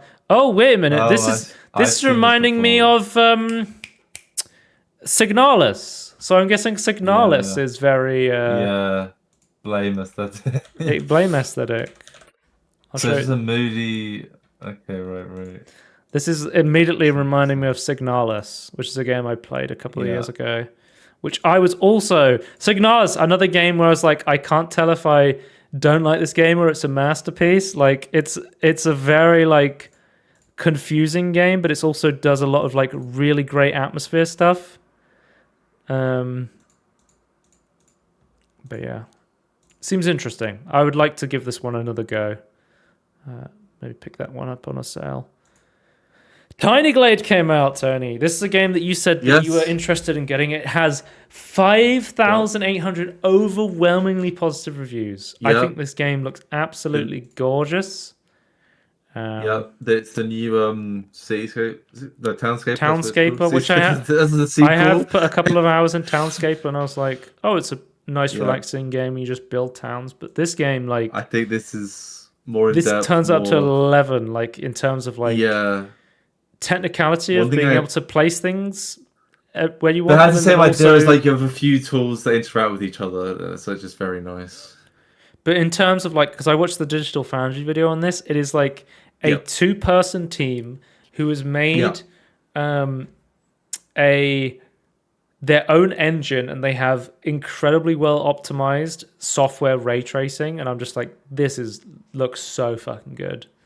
I cannot believe how good this looks. It is a small area, but like it's so impressive considering like it just looks fantastic. Yeah. Did you play the demo at all? Have you tried this out? I did a bit. Yeah, I was like, you know what? Maybe I should try the demo and see if there's something Yeah. that'd be interesting.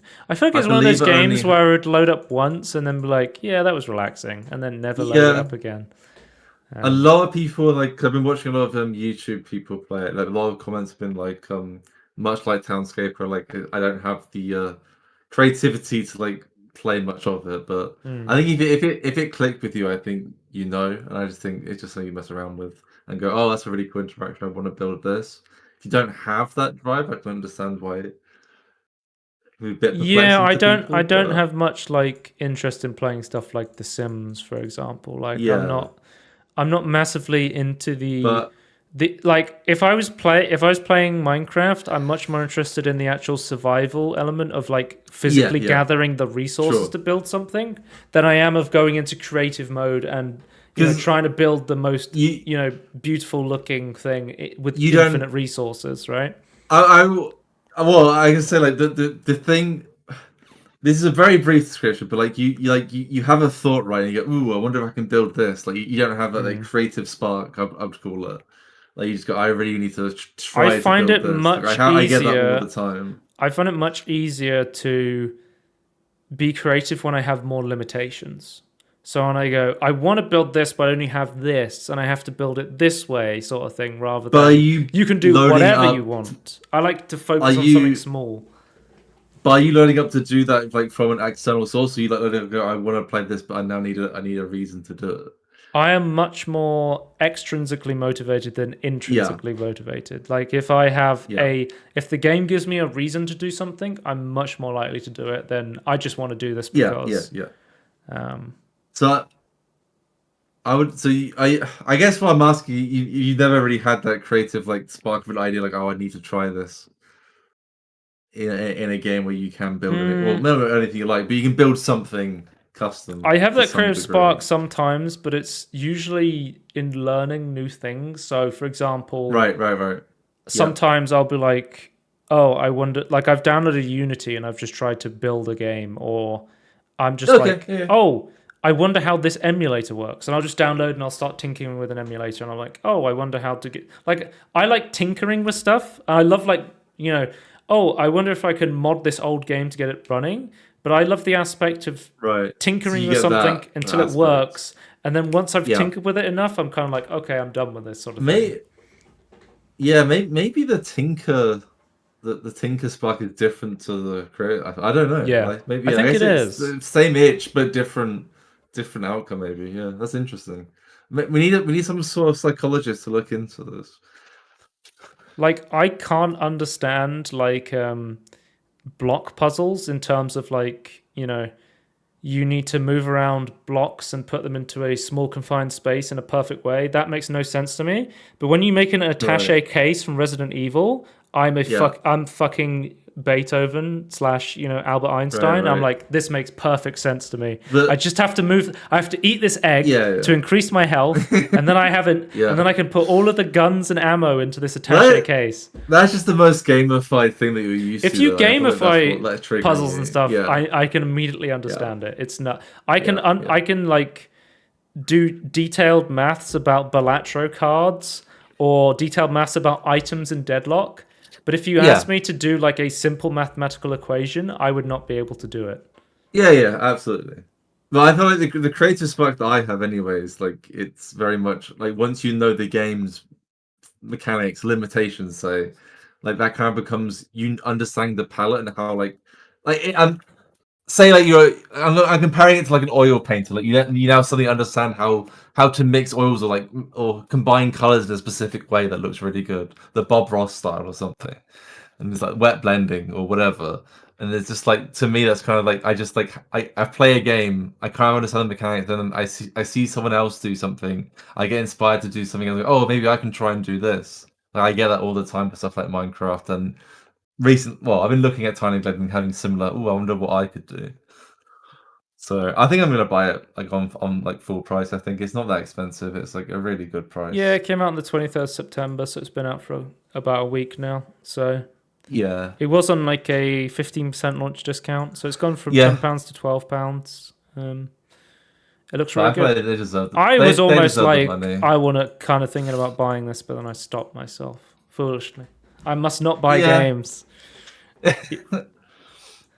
tried to send to other people and our friends that like Sims, but I don't know what their thought was. But that's just it. Apparently, my friend Martin played it for like 3 hours, so I'm curious to see what he thinks about it. Yeah. Next up, we have Epic Mickey Rebrushed, the re-release of Epic Mickey, which is a game I always wanted to play when I was a kid. I think it was on like the Wii. Oh, really? And I was like, this game, because it's a 3D platformer, and I was like, this looks really fun. And it's like that period of Disney where Disney's like, yeah, sure, just take the Disney IP and, make platformers and make, fucking add Disney characters to Final Fantasy and make Kingdom Hearts and just make confusing stories, I like the metal creatures though. That's really cool. But I watched the Steam Deck HQ video I got recommended on YouTube because they're a popular website that makes optimization guides for the Steam Deck for games. And usually they'll get codes and then they'll make like a guide like, oh, you can run this game on the Steam Deck at this setting to get, good battery life at 40 FPS and lower wattage, or you can go like 60 FPS, but you'll have like less battery life, and it kind of tries to mix like performance to battery life sort of thing, which is quite nice to see. But basically, nice. This game runs really well on Steam Deck. It's a very good Steam Deck experience, which I think is probably one of the best places to play it. 3 platformers are usually great on Deck. You've never seen Epic Mickey? Nope. Okay. I believe it was a Wii exclusive potentially.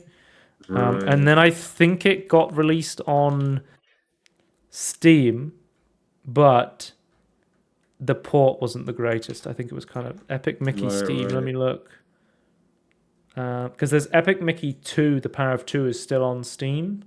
That came out in like 2012. There's a second game? Yeah, there's another one. But it's like, it's locked to 30 FPS, and I think there is issues getting it to run on modern systems. So, right. I'm not sure like the unique intricacies of that, but yeah. This game looks really cool, and I want to buy it, but I won't. Next up, we have The Legend of Zelda: Echoes of Wisdom. Echoes of Wisdom came out, and it seems like it's pretty good. I've heard it described as it's mostly a puzzle game, so it seems like, but it's like mostly a puzzle. It's taking that idea of those classic dungeons that I really loved playing in Link's Awakening. Yeah. But then mixing them with the like Gary's Mod item spawning of like Tears of the Kingdom, and it looks like a really interesting game. It's been getting really good reviews, so I'm definitely want to play this at some point. My plan was because the original Legend of Zelda Link's Awakening, the previous Switch port or Switch game in this style, had a 60 FPS target and almost never ran at it. It was very inconsistent. Low image quality in terms of like resolution. The original game I emulated it and it was really fucking good. My plan was to emulate this. There's been an issue with Switch emulators recently, which we'll get into, Tony. But yeah, Yep. I was Sad using Ryu Jinx, and because I switched over it to it after Yuzu got shut down, and now Ryu Jinx is gone as well. So I'm not sure how I'm gonna play The Legend of Zelda: Echoes of the Wisdom. Like I played Princess Peach on my Switch, and I was like, yeah, this sucks. I want to emulate this, and then I emulated it, and I was like, yeah, this is a better experience. Yep, makes sense. It came out on the 26th of September. Shadows of Doubt came out in the 1.0 release, and it has mixed reviews recently. What are people not liking about the 1.0 release? TLDR, extreme disappointing 1.0, but worth the price tag for 20-30 hours of fun you have. For the 1.0 update that advertised brand new features alongside kidnapping and a new killer interactions, we got one, being able to drag a ride doll isn't a revolutionary feature. Seriously, is that it? So basically they're saying they did a big 1.0 update, but they didn't add much. But the base game itself is already pretty good when it was in early access. So I will say sometimes, I mean, I don't know what they said, but sometimes 1.0 is more about being a stability release. Like it's now like crossing the T's, it's now like it's a good state to continue. And then Tony, finally we have Starfield Shattered Space, the first DLC for Starfield, the big Bethesda game. The point was going to turn everything around. And I'm not one who likes to, kick a dead horse. Like I genuinely am interested about the DLC. But unfortunately, but this was a point. If it was good, it could have turned stuff around for them, right? That's like I'm not someone who's coming on to be like, yes, Starfield's doing bad. I get some sort of weird, sick, trip out of Starfield being bad. I was just genuinely curious about the DLC. Most of the reviews I've seen of this are complaining about the base game, which does not tell me about the actual DLC itself. I think the problem is that it's more Starfield with some different art style and like different moods sort of thing with the faction they chose to explore. So yeah. One thing I would say, like I didn't want Starfield to be bad. I don't want this DLC to be bad. But when they do the same shit, they've been like removing RPG elements like since Skyrim. Like I'm like that's where I'm like, yeah, it deserves to be bad and it deserves to do horribly, like to show to Bethesda you can't just do that. That's kind of where I'm at. Whereas like, I feel like Bethesda's been dragging their feet.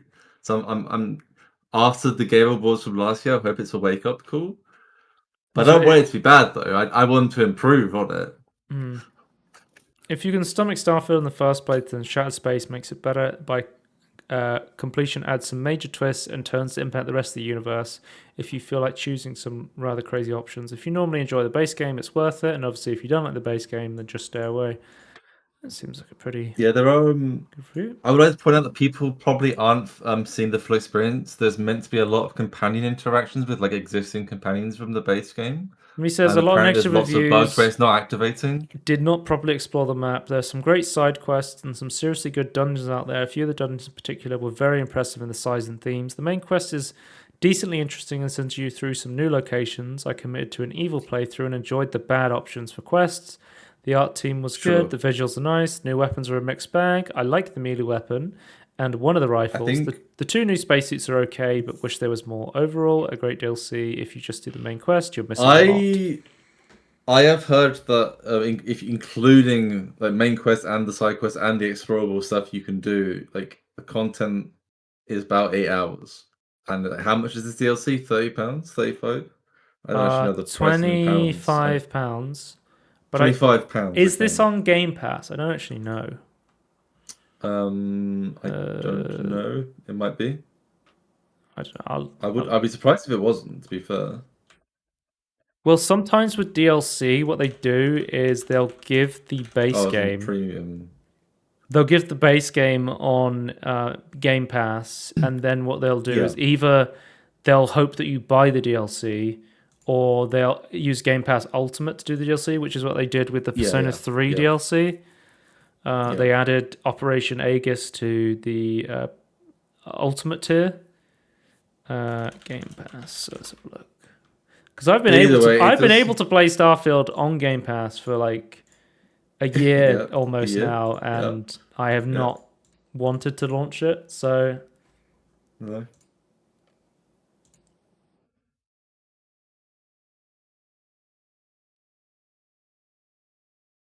I just feel like if you fundamentally have got like a bad RPG underneath it, and like it's not a good non-RPG experience, then like you're still using like a bad system to interact with this this DLC. So Shattered Space is not part of the Game Pass subscription. It needs to be purchased. Oh no! So I cannot play the DLC basically without buying it. I personally feel like that's a lot of money for. Like I feel like it should be £20. Right. Okay. That's my from what little bit I saw like last night checking. Tony, let's move on to quick news. Reviews. Naruto Ultimate Ninja Storm is coming to mobile on September 20th. Wait, that's already out now. September 25th. For some reason, Naruto Ultimate Ninja Storm is coming to mobile. I don't know why. People have said, like, based on the actual like trailers, it seems like Bandai Namco did like a pretty decent job of porting it to smartphone. Most people's question is just why they ported it to smartphone. I mean, I've played Ultimate Ninja Storm, I think. One of them. I can't remember if it was 1 or 3 or something, but it's basically a 2D. The one I play is basically a 2D fighting Naruto game. And I thought it was pretty good. I think they are well regarded, the Ultimate Ninja Storm games. But if you're like most fighting games live or die in their online scene, what is the online scene going to be like for a mobile game? Because the thing is, mobile games, sometimes they just forget about them and don't update them, and then the scene dies. Yeah. Somebody pointed out, it's going to cost £10. Somebody pointed out that it's possible that Bandai Namco was about to lose the license to Naruto games, so they're like, shit, let's make a mobile game. So we can just try and keep the license going. Their video game license. Then there was an update to the Metal Gear Solid collection. It released to mixed reviews, I would say. The fact that you couldn't like up the resolution above like 1080p on PC of all places.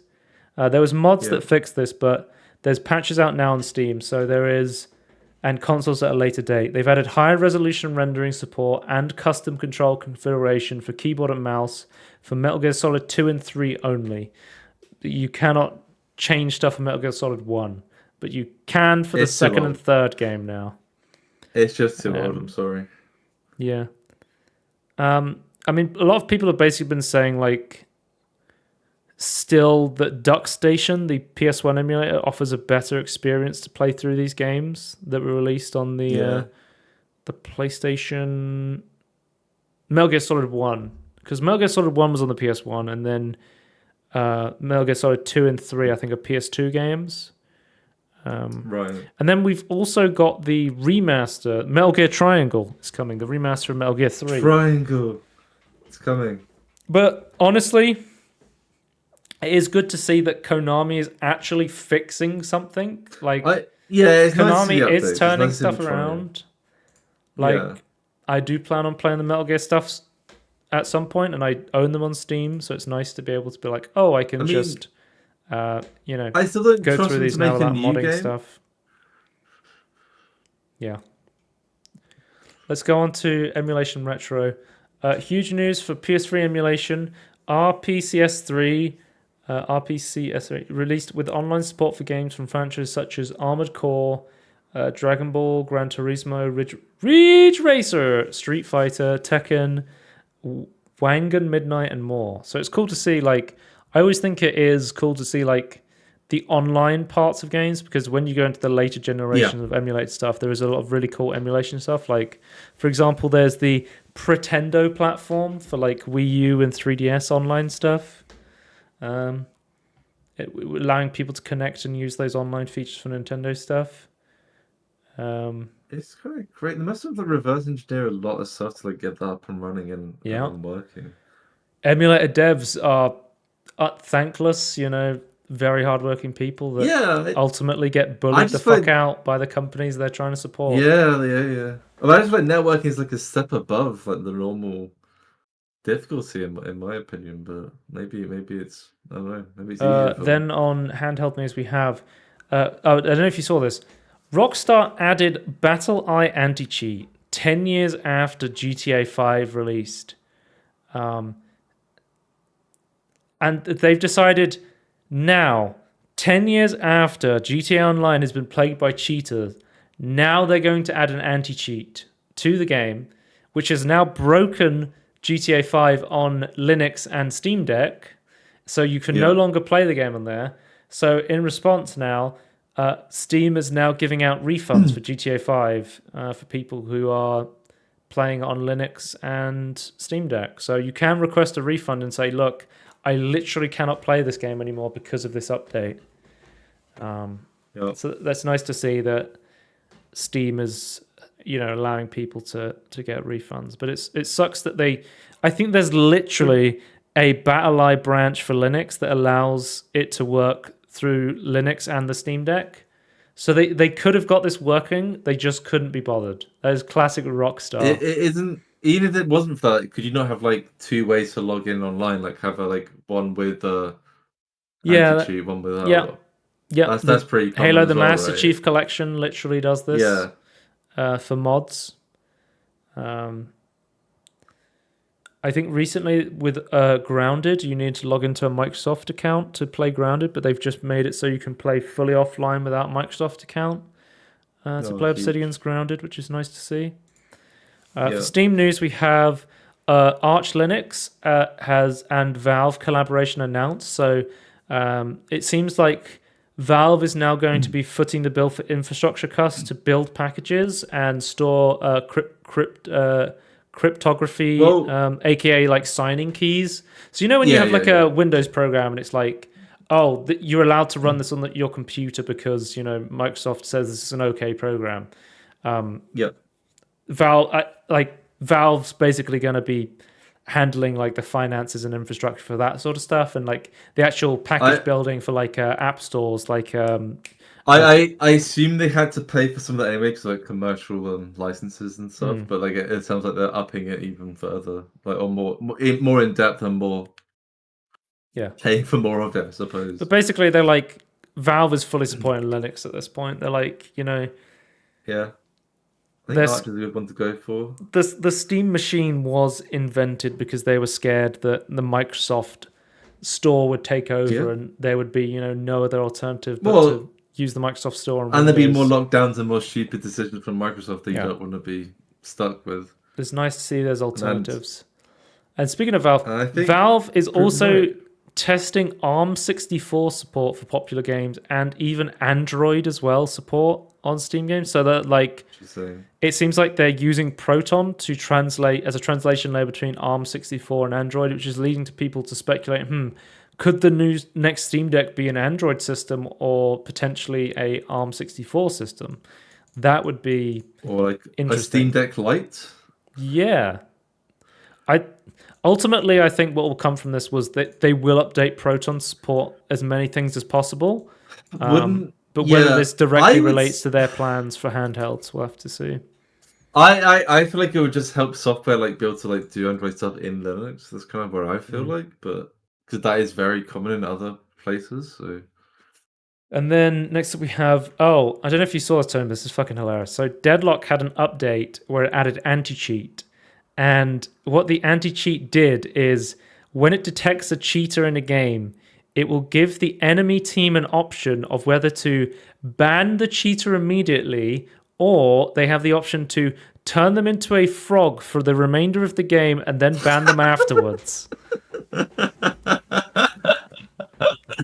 which I just think's hilarious. We have a video here of what happens if you cheat in Deadlock. Very fitting with the Ice Frog theme of Ice Frog, you know.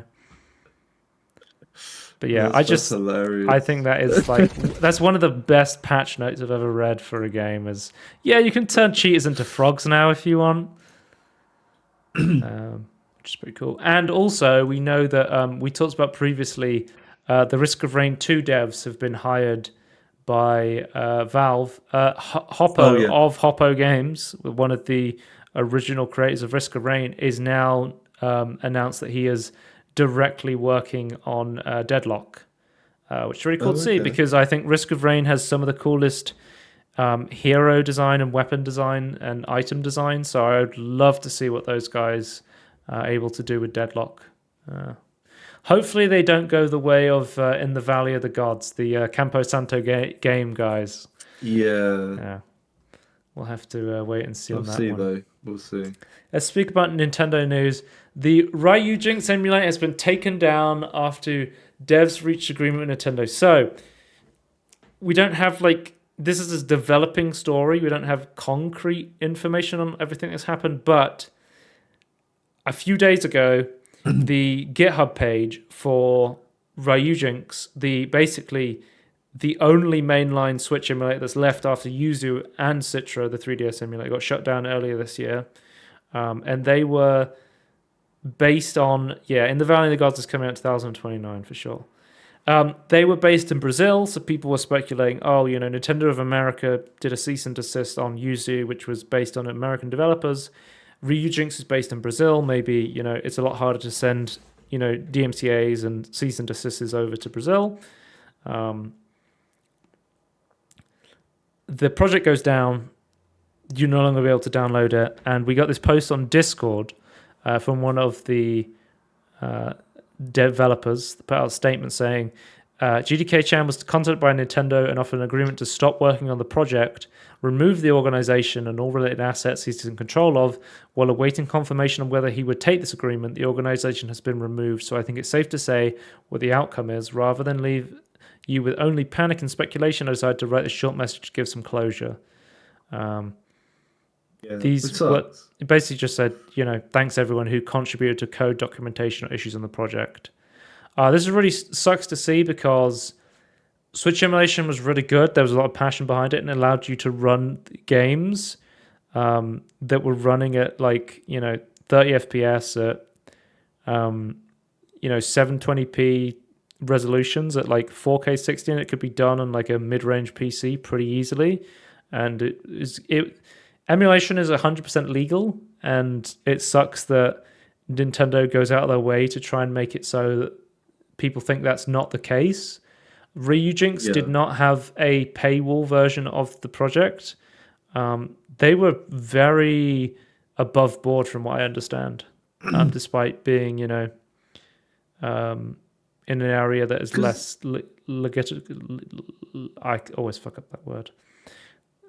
In an area that is less likely to be hit by copyright requests. What are you going to say, Tony? I'd say kind of litigious. You could legally have your own ROMs for convenience and for performance. Jump your own ROM that you paid for and play it on the. I guess the only thing you wouldn't have is the hardware that maybe, but again, it's they spent this time to emulate. Well, I'll say without their code.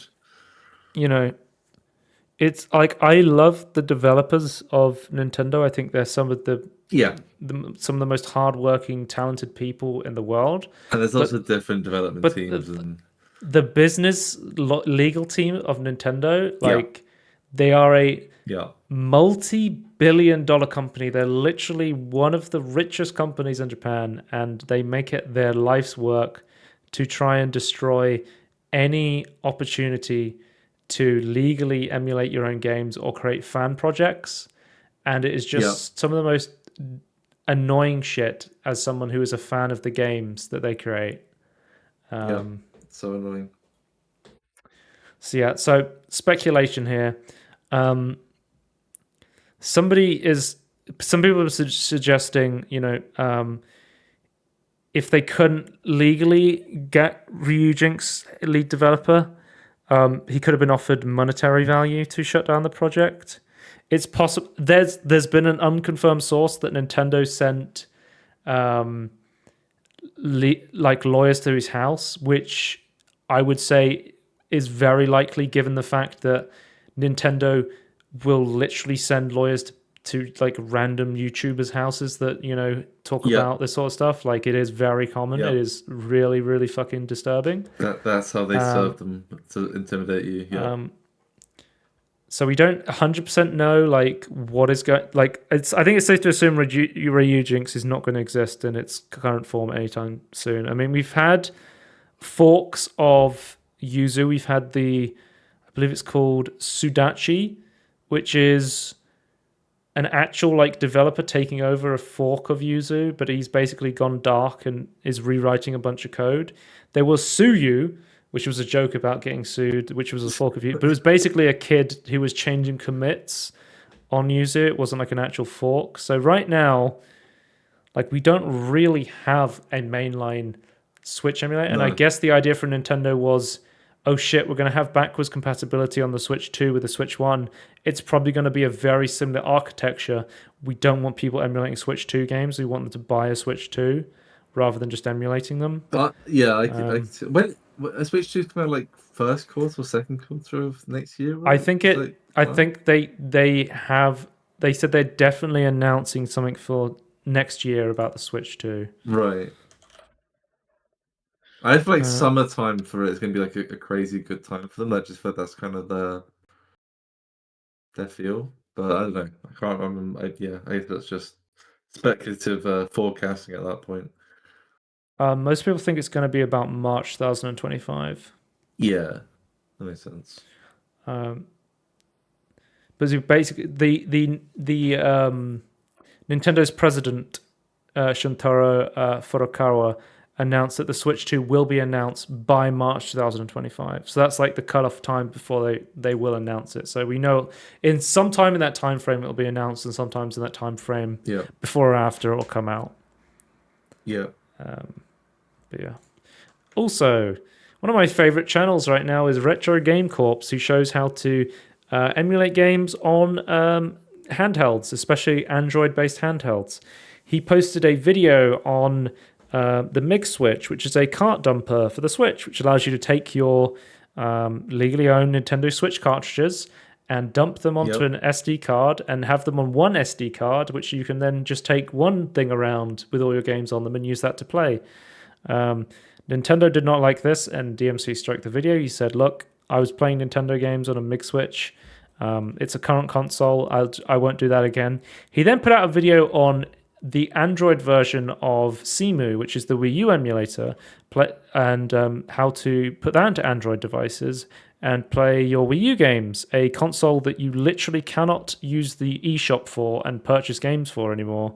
Yeah, it's dead. It's gone. On Android, and they DMCA stroked that video as well. So he's had 2 strikes on his channel for Nintendo, and he's like, I'm not sure what to do. Like, he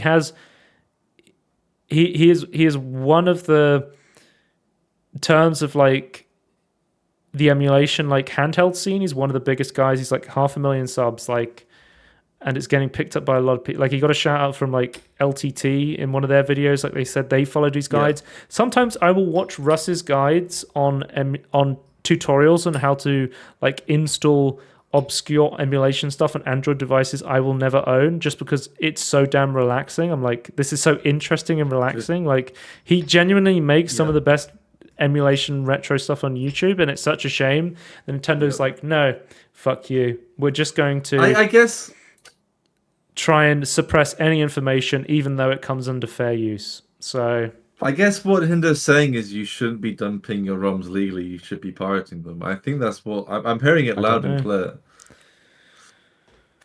Yeah, I don't know. Speaking of Nintendo,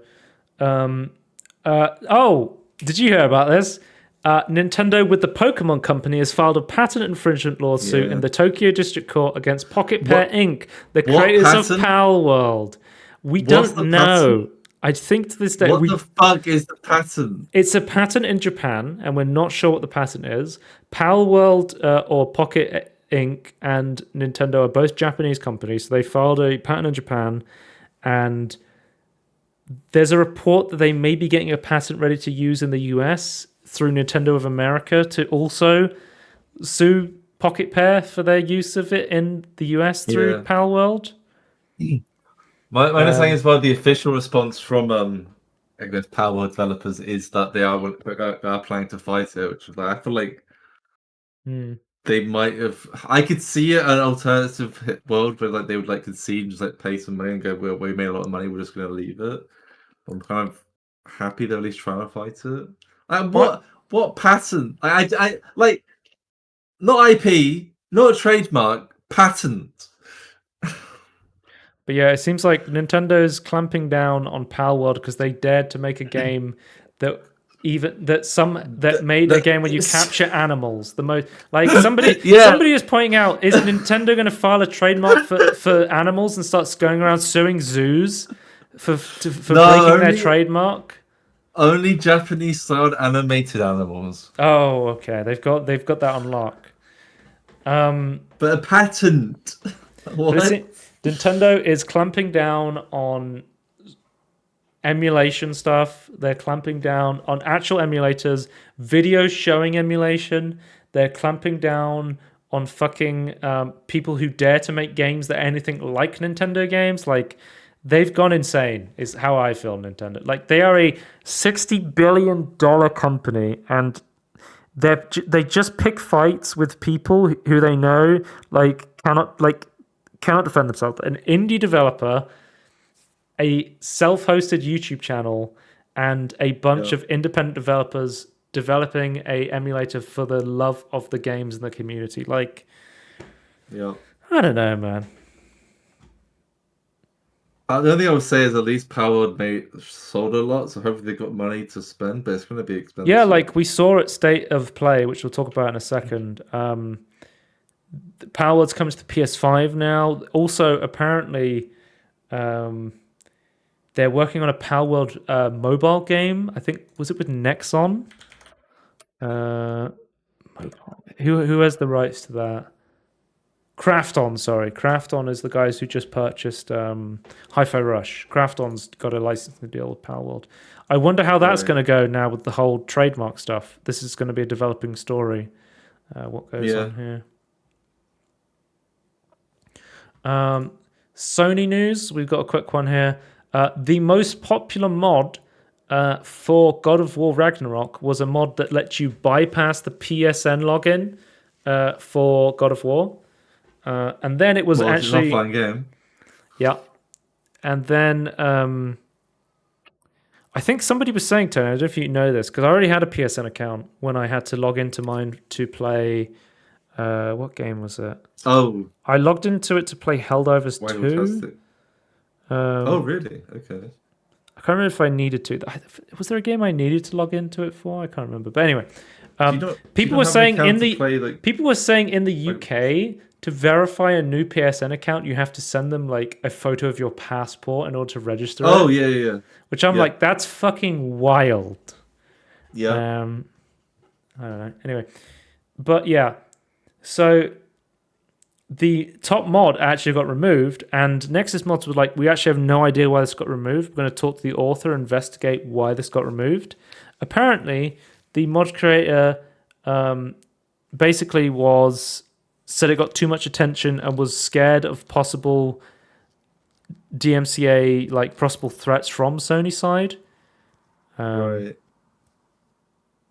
He basically said even though the project never modified anything in memory related to Sony products, he said he wants to be better safe than sorry, and he's just going to remove the mod. Still bypassing their software. I mean, Sony sued Bloodborne Kart because they own the Bloodborne IP and they had to change it. So it's not without, precedent that they will go after fan projects. That was using their name that they owned, though, so I can kind of understand that. And this is then modified. Yeah, it's not beyond something like it's 100% not beyond something that I would also be fearful. Let's move I on would sneak out another way, but that's just me. tech news. We've got the new iPhone 16. It's going to have Apple Intelligence, which I watched the conference for this, and I was like, okay, it's going to have USB-C again. Fine. It's going to have a better camera. Cool. The main Cool. flagship model is going to only have a 60 hertz screen again, and you have to pay for the Max edition in order to get the actual 120 hertz display, which is on every single other flagship phone. What? I don't know the pricing of like their base models. Like, is it like what sort of price are we talking about on the base new models? iPhone. Like, it's not 1,000 for the base, is I it? think it's like £800. I want to say. Oh Jesus, that is still flagship territory. Yeah, I'm just gonna say now. Like, I feel like flagship like price products should like have 120 hertz. Yeah, so the base model is the flagship base model is £800. The Plus, which is like a bigger version, is £900, which also has a 60 hertz display, and then the Max edition, iPhone Pro, iPhone 16 Pro. Where's the Max? I'm trying to find it on their website. The iPhone Pro Max is like 1,000, over 1,000, I think. You're right. That's crazy. Yeah. Yeah. Like 1,200. Like, it's very overpriced. Yeah. For very small incremental things each year. Apparently, though, according to the YouTube stuff that I was getting recommended when this like was being talked about, is that this is a crazy new release and the tech specs are wild. Apparently. Oh, they've added a camera button to a shutter button. I forgot. I actually legitimately forgot they added the camera button. They've just added a new function to their multi-function button. Yep. Well, so, I'm not saying it's bad, but that's a software. That's a software. That's not a new phone feature. But I think like Linus was saying, like we've got to get used to more like just incremental upgrades on phones. They're already really good devices, and like there's not much. My question is though, if a lot of these things can be improved with software, why are you releasing a new generation of phone? Just don't. Well, I was looking at the iPhone 6 because I've got an iPhone XR, so it's about what? Yeah. 6 years old at this point. It should be. So I was like, I was thinking about potentially upgrading because I want stuff like USB-C and potentially like I don't have access to like 5G. MagSafe would be nice, stuff like that. And I was looking at this and I was like, I just don't need any of this stuff. Like, I don't need a better camera. I don't need like a shutter button. I don't need Apple Intelligence. Like, I still get iPhone updates on my iPhone XR, even though it is like 6 years old. You might as well get a refurbished previous gen phone. Well, apparently they plan on at the start of next year releasing a new iPhone SE, which will have basically the processor of an A18 Bionic, which is the processor that will be, I think it's in the 15. Right. No, it's using the iPhone 16. So the SE will have the same processor as the flagship. They're adding like Touch ID and Face ID to the SE, and that's good. I think it's going to have Apple Intelligence as well. I'm not sure, but if like I'm looking at the new iPhone SE, and I'm like, why do you need the iPhone 16 if you can just get an iPhone SE? Yeah. One thing I hate about the new iPhones was the squared offness. Like, not the corners, not like the screen corners. Like, the iPhone SE is like half the price of the iPhone 16. It's basically flagship killer prices, Yeah. I don't know. Yeah. I am very confused by the pricing, like how expensive Apple products are in general. They are going to remove the home button with this iPhone SE, according to reports. But I get told that Apple products in general, like best of all time. I'm just like, yeah, they're priced expensive as hell. They better be. I don't see that as like I don't know why, but when the general population talks about, or at least the general tech that aren't critical of Apple talk about Apple products. We Yeah. don't talk about the price, the performance, and features. But yeah, apparently the new iPhone SE, it will have an action button, it'll have a USB-C port, it'll Yeah. have an OLED display, it'll have like 5G, Face ID, a single 48 megapixel camera. What more do you need in a phone? Kind of wish there was a notification slider as well as the action button, but that's just me. Yeah, Apple Intelligence, powerful chip, all-screen display. The upcoming iPhone SE can be a very attractive option to prospective Wait, is iPhone it buyers. I is it think it's. smaller like the old SE? I think they're making it bigger. This one. I think this is like Oh, okay. they're ditching the home button to give you a full screen display. Yeah, sure.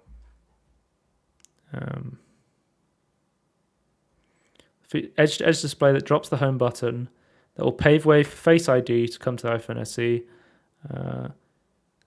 It will resemble that design of the iPhone 14, including the notch cut out at the top. I love the fact that somehow the home button was blocking Face ID. That's definitely what happened. It's true. You know, What a dumb. I hate this. Touch ID on my original iPhone SE, and then I started using Face ID, and I was like, yeah, Face ID is fine. What if I told you, Joe? It's not one or the other. You can do both. Yeah. I don't understand this weird behavior we have with Apple. It's like, no, they've improved it. It's like, it's not one or the other. Do both. Oh, by the way, Apple Johnny Shroji confirmed all iPhone 16 models have 8 gigabytes of RAM. So once again, Apple is cheaping out on RAM. Yeah, in this day and age, that's Jesus Christ. They did exactly the same thing with Macs. You're like, oh, this is. You spec it out, it's super expensive, and it's like, oh, and it has no RAM, by the way. And then you have to add a bunch of RAM. Like, I feel like RAM is being used more and more. Like, it's becoming like this really useful. RAM is not an expensive component either. No, it's not expensive. It's super useful, and it's becoming more useful by the year. It's just a price gouging technique. It's so stupid. Because I watched the event, so some of the genuinely cool stuff that I saw that Apple was doing, they're going to allow you to turn your AirPods into hearing aids, which I was like, that's a really cool feature, genuinely. If it's done well, because there are issues with that in the past, but you know what? I will trust Apple on this. I expect this to be done well. And that is really cool. The new Apple Watch looks to me exactly the same as the other Apple Watch in most ways. But it is cool that because I know I have a lot of friends who have Apple Watches and they wear them while they're sleeping. Like take off your smartwatch to go to sleep. I do. Charge yours, but I know a lot of people like to track their sleep with their watch, so they keep it on. But one cool thing is that sleep apnea is one of the most underdiagnosed conditions in the world, like in terms of health stuff, and it causes knock-on health effects. Yeah. So like if you wear the Apple Watch to bed, it's going to be able to give you like a detailed graph of it if it thinks you have sleep apnea, which you can then show to your doctor and say, is this something I should worry about? Do I need to get breathing apparatus or anything like that? Which I think is the best way to do it, because instead of going, oh, we think you have this, and it's instead it has a report you can give to a professional. I think it's the best way to go about it. So I do appreciate that. Yeah. And one thing I would say that I want, and I don't know why this isn't being focused upon from Apple, when it comes to the watch, I think speed of charging and trying to get the SoC to be as efficient as possible, / getting, battery, you get the best battery, I'm pretty sure Apple do, so that's not, you can't really change that unless the technology improves. But I just feel like trying to get to I try to get the screen on time to be as long as possible and to recharge quicker should be their focus. That's the one thing I don't understand why Apple don't do that often. Until they do it, when they do have a big M1 moment. It's very odd. Yeah, I don't know. They spend the most money on research and development out of any tech company, and then they're like. But I disagree with what they focus on with their research and development most of the time. They take all this research and they're like, "How can we nickel and dime this to the most extent? We have all this technology we could use, but let's hold it back." And every 6 years they do something impressive. You go, "Oh, they can do stuff."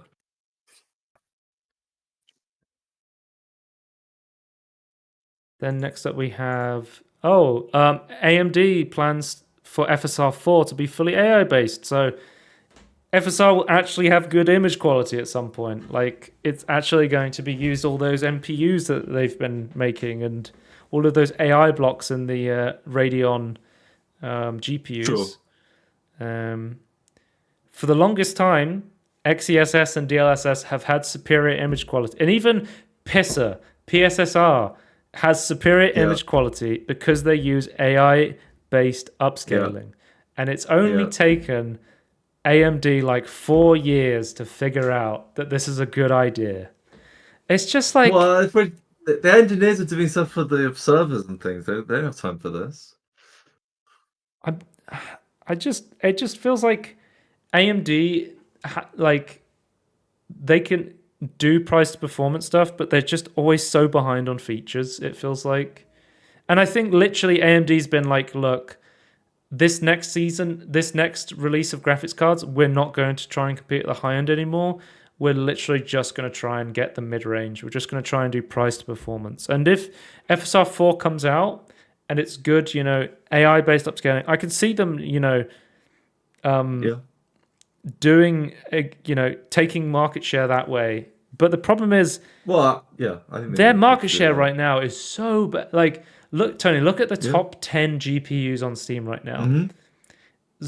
All NVIDIA GPUs, 0 AMD. I think the first non-laptop GPU in the Steam hardware survey is like 46th on the list of GPUs. Like, it's all like 3060, 4060s. Like, I think some of that isn't entirely AMD's fault. Some of it's just people going, I only want to buy NVIDIA. And it's like, why? Yeah. Especially in the mid-range stuff. I think some of that is customer problems. But look at the pricing on this series of AMD GPUs where they went, we can have the better price performance for the mid-range. And then they were still trying to overcharge people because they thought they could get away with it because NVIDIA was doing it. They had the opportunity to have the mid-range win over NVIDIA, and they went, let's just keep being greedy and making money on AI stuff.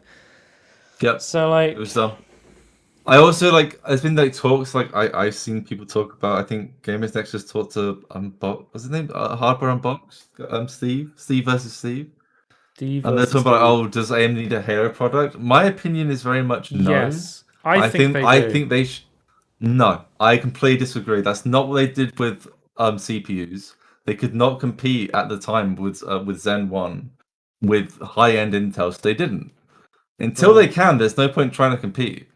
I don't. So what I would say is you don't want a Halo product to sell Halo products. You want a Halo product for market share. Because I know, but it doesn't work if you're market share. I don't think that makes any sense unless you're the number one. Because I think Halo products only work if you're number one. Look at Intel. They're doing price to performance GPUs. No one is buying Intel GPUs. They're really trying. The A770s. Look at AMD. Are really good price Look performance. at AMD. They had a Halo product. They were losing market share. It didn't work. But it's still they're still charging too much for this shit. But then if they made a really expensive GPU that could compete, then I think more people would take them. Well, that's the problem. I know, but they can't. I think NVIDIA is really far ahead, and I think the only way to compete is in the mid-range and being price competitive as hell. I think I think that they will lose market share by not having a flagship product, but this is probably the right choice given that they've been struggling to compete as a Halo product for so long. I think GPU buyers in particular are heavily dependent on price to performance. I think if not greedy and just come out the bat. I think GPU buyers go, "What's the best card? I'm going to buy from that vendor." No, I think that's how human beings work. I think. Yeah, sure. But if you look at the vending and they go, their competitor is much cheaper. You know how many conversations a lot of people would switch. I've had with my friends that are like, I want to get a PC. I want an NVIDIA card. And I'm like, AMD cards are really good price performance. They're like, no, I want an NVIDIA card specifically. I don't want AMD. Absolutely. like The incumbent has that power, 100%. Intel still has that power to this day, despite all of their problems. But I don't think that's what that you're gonna. That those are people, and I would argue, are not educated and are not people you're trying to shift. Those come later, much later. But I think you're thinking about this from the perspective of somebody who is very tech knowledgeable, but most people buying computers are buying laptops or like I know pre-built PCs, and they don't have this knowledge, and they're not going to have this knowledge. That's why I think I'm correct. Performance. You don't shift the people. Most people get information from other people until everyone I think everyone, until there's a bigger shift of the technological people who know what they're talking about is able to convince the average people. Saying is, that is the shift that's required. What I'm saying is I think this is a good idea that AMD is moving away from flagship products, not because having a flagship product is a bad idea, but because they haven't been able to. But because having a flagship product is been too hard for them to actually produce. I'm saying you don't need a Halo product. I think it makes sense for if you can get away with it, if you can get yourself on the mark, because people, even if you're not buying the Halo product, people look at the Halo product to compare brands. Like, I completely agree. But that's not how they won the battle with the Zen chips, the AMD chip, the CPU. I think we're going to agree to disagree on this, because I think flagship products are like... I think Dyson making a fucking fan, like a really expensive fan, obviously, like most people aren't going to buy them, but people know about it. I'm not saying the Halo products don't work. That's not what I'm saying. More people know about the Apple Vision Pro than the Quest 3, and it's not about people actually buying the product. It's about like being in the mind share. I'm not saying it doesn't work. I'm saying it doesn't. It's not. You don't need it. Is what I'm saying. It is not the only strategy. Yeah, it's not the only strategy, but it definitely works if you can pull it off. There's a lot of conversations in GP that you need to have it. I'm just like, I don't think you do. I think whatever strategy makes sense. Let's move on to business news. And at the moment, most people are going to do vendor comparisons and they won't look at AMD, and that's fair enough. Behavior Interactive has purchased a Red Hook, who are the developers of Darkest Dungeon, which makes me very confused because they shut down a whole studio just 2 weeks ago. I needed money to buy this. So it was the developers of Hooked on You, which I believe was the Dead by Daylight dating simulator game that they did.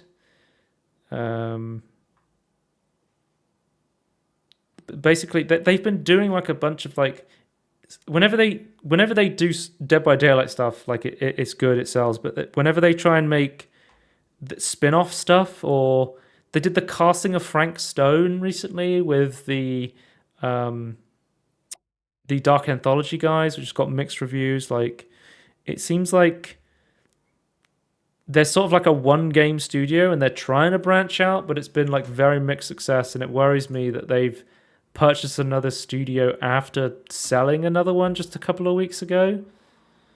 How I assume them make. I try and feel like in the realm of like how much money they make from like their mainline stuff. Like, how much is that? I assume it makes a lot to be able to buy other studios, but I have no idea how much. Not to maintain it for a long period of time. But they have. I think it's like the de facto. Dead by Daylight is basically the Fortnite of horror games, is what I would say. Like, yeah, they're successful enough through that they can make these other games, but I just don't.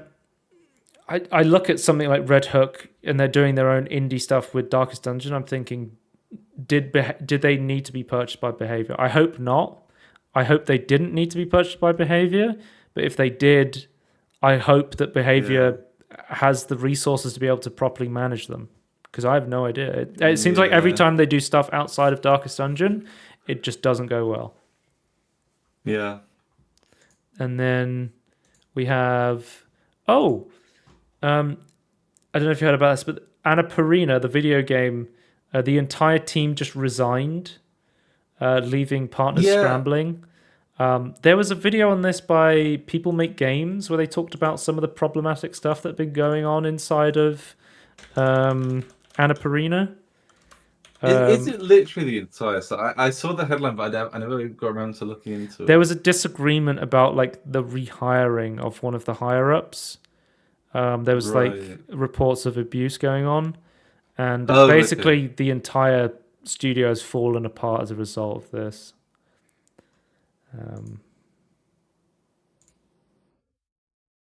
I'll see if I can find the video I watched.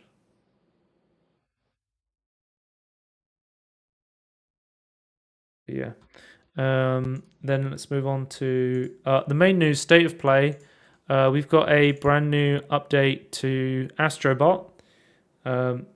They've just come out, but they've already announced that they're going to be doing a free update, which adds 5 new speedrun levels and 10 new bots featuring. There's new Helldiver Astrobots. There's what's her name? Eve from Stellar Blade. It's the Oh, yeah. the 2B lookalike Yeah. woman. Equivalent. The equivalent woman. But it's cool to see that this game is getting insane praise and it's already getting like new content, which is really, really cool to see. I wish Sony would have released this on PC because I would love to play it. Yeah. You need your Wagotastic controller that works on the I PC. own a DualSense controller, so yeah, yeah. I literally own a DualSense controller, so I could be playing this if they released it on PC. But I just hope they're not worried that people, wouldn't be able to play it without a DualSense controller or wouldn't own a DualSense controller on PC. Then we have the Midnight Walk was announced, which is a brand new game from the creators of Lost in Random. I don't know if you remember. That was like an EA original game that was like, it was almost like, what's that thing called? Imagine like The Corpse Bride or Oh, yeah, like almost like Tim Burton-esque, like that's sort of like deprecated animation. It's the game is like handcrafted from clay, and it's featuring like this puzzle-based, what looks like interaction story-based game that looks gorgeous, but it's also playable in VR and non-VR. So you'll be able to play it on the PSVR and also as like a flat screen game as well, which I think is really cool that they're giving you the option. Because I would be worried if they were just like, oh, it's only available as a VR game.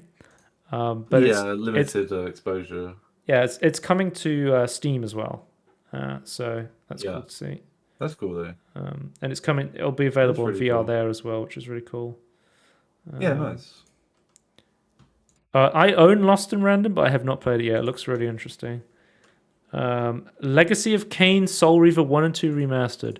People are going crazy over this. I've literally never heard of Soul Reaver or Legacy of Kain. Do you know anything about this franchise? No. Sometimes, these big franchises get remastered, and I'm just like, these games completely missed me. But I'm sure this is very hype for the the people that loved these games. And nostalgic for that sort of thing. The remaster looks pretty good though. They showed a comparison between the two, and it seems like Sony is trying to go more into their back catalog with stuff like Astrobot, pulling out all of the the old franchises as the little robots, and they are doing more stuff for the PlayStation Classic catalog. I hope Sony does remaster older games. I mean, everyone in the world wants them to remaster a game called, I think it's called Bloodborne, I think, for some reason. Small indie game. Small indie game called Bloodborne. And, people are already almost... Have you seen the fucking progress of the Shad PS4 on PC? No. Like, it's so fucking close. Like, honestly, Really? like Bloodborne is almost playable on PC through emulation. It's crazy. That's insane. Okay.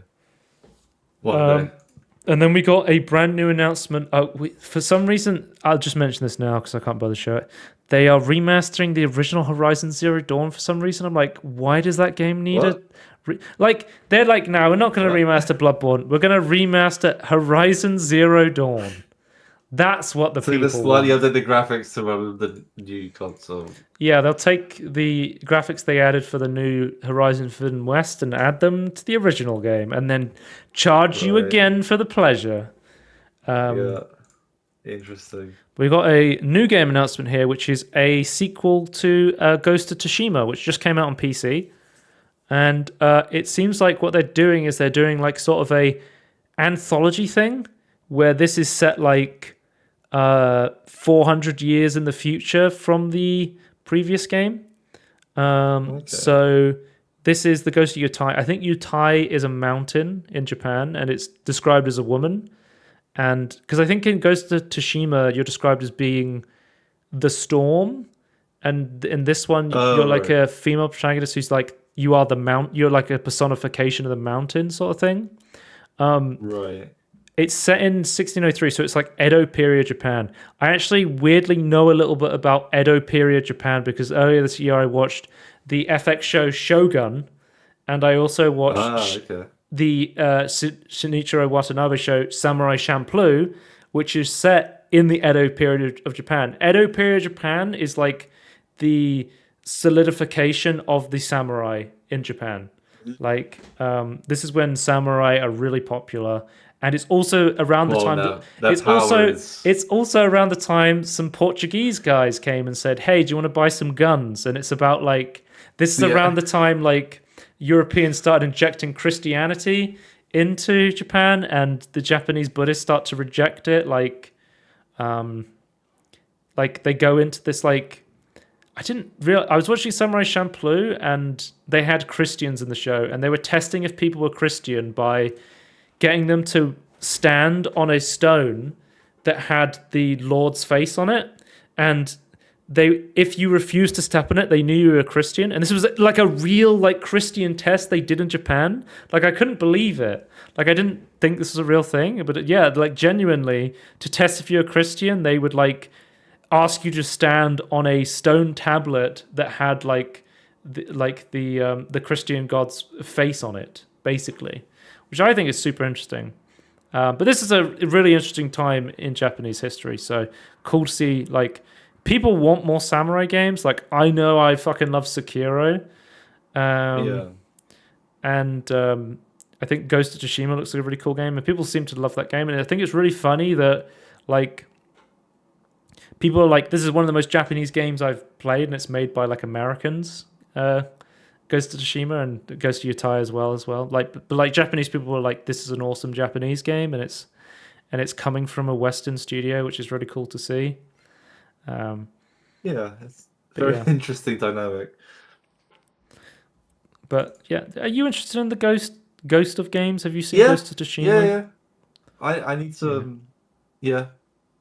I don't know if I've been any good at it or it'd be my thing, but like I think I like the I guess the theme or the concept of it. So yeah, seems interesting.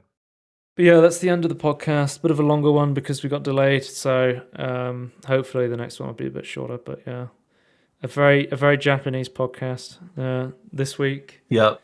I mean, it's just talking about Nintendo, Sony, Japanese companies, talking about what I've been up to. The Euro Japan, both the good and the bad of Japan. Yeah, but let's end it with our favorite non-Japanese developer, a man called Peter Molyneux, or Peter Molyneux, I should say.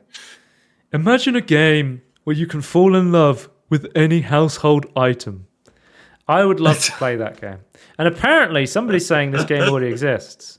Caves of Quid is a science fantasy roguelike epic steeped in retrofuturism. This looks like a Dwarf Fortress-ass game. I'm guessing it's you can do anything sort of game. I want a game that is literally a dating sim, but for random objects in your house. Oh my god, here it is. Here it is. Date everything to be announced. You can date your fridge. You can date a scooter. You can date a piano. Oh my god, this is the game. You can date piles of clothing. And oh my god, have you seen the vacuum? The Hoover. Oh my god, okay. Date everything. Get that on your wish list, guys. It's coming. From Team 7 and Sassy Chap Games. Okay. But yeah, you can check us out. youtube.com at everything in between podcast, twitch.tv/scorn if you want to watch live, shows.cast / everything in between podcast.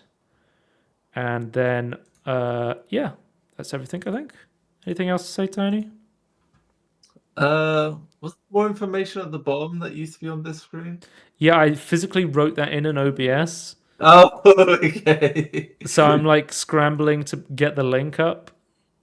It is shows.cast.com / everything - in between - podcast. There will be links to Right. Spotify and Apple Podcasts on there, so you can listen to us on Apple Podcasts and Spotify. Everything will be on there, your platform of choice. And we'll see you next time. Goodbye. Bye.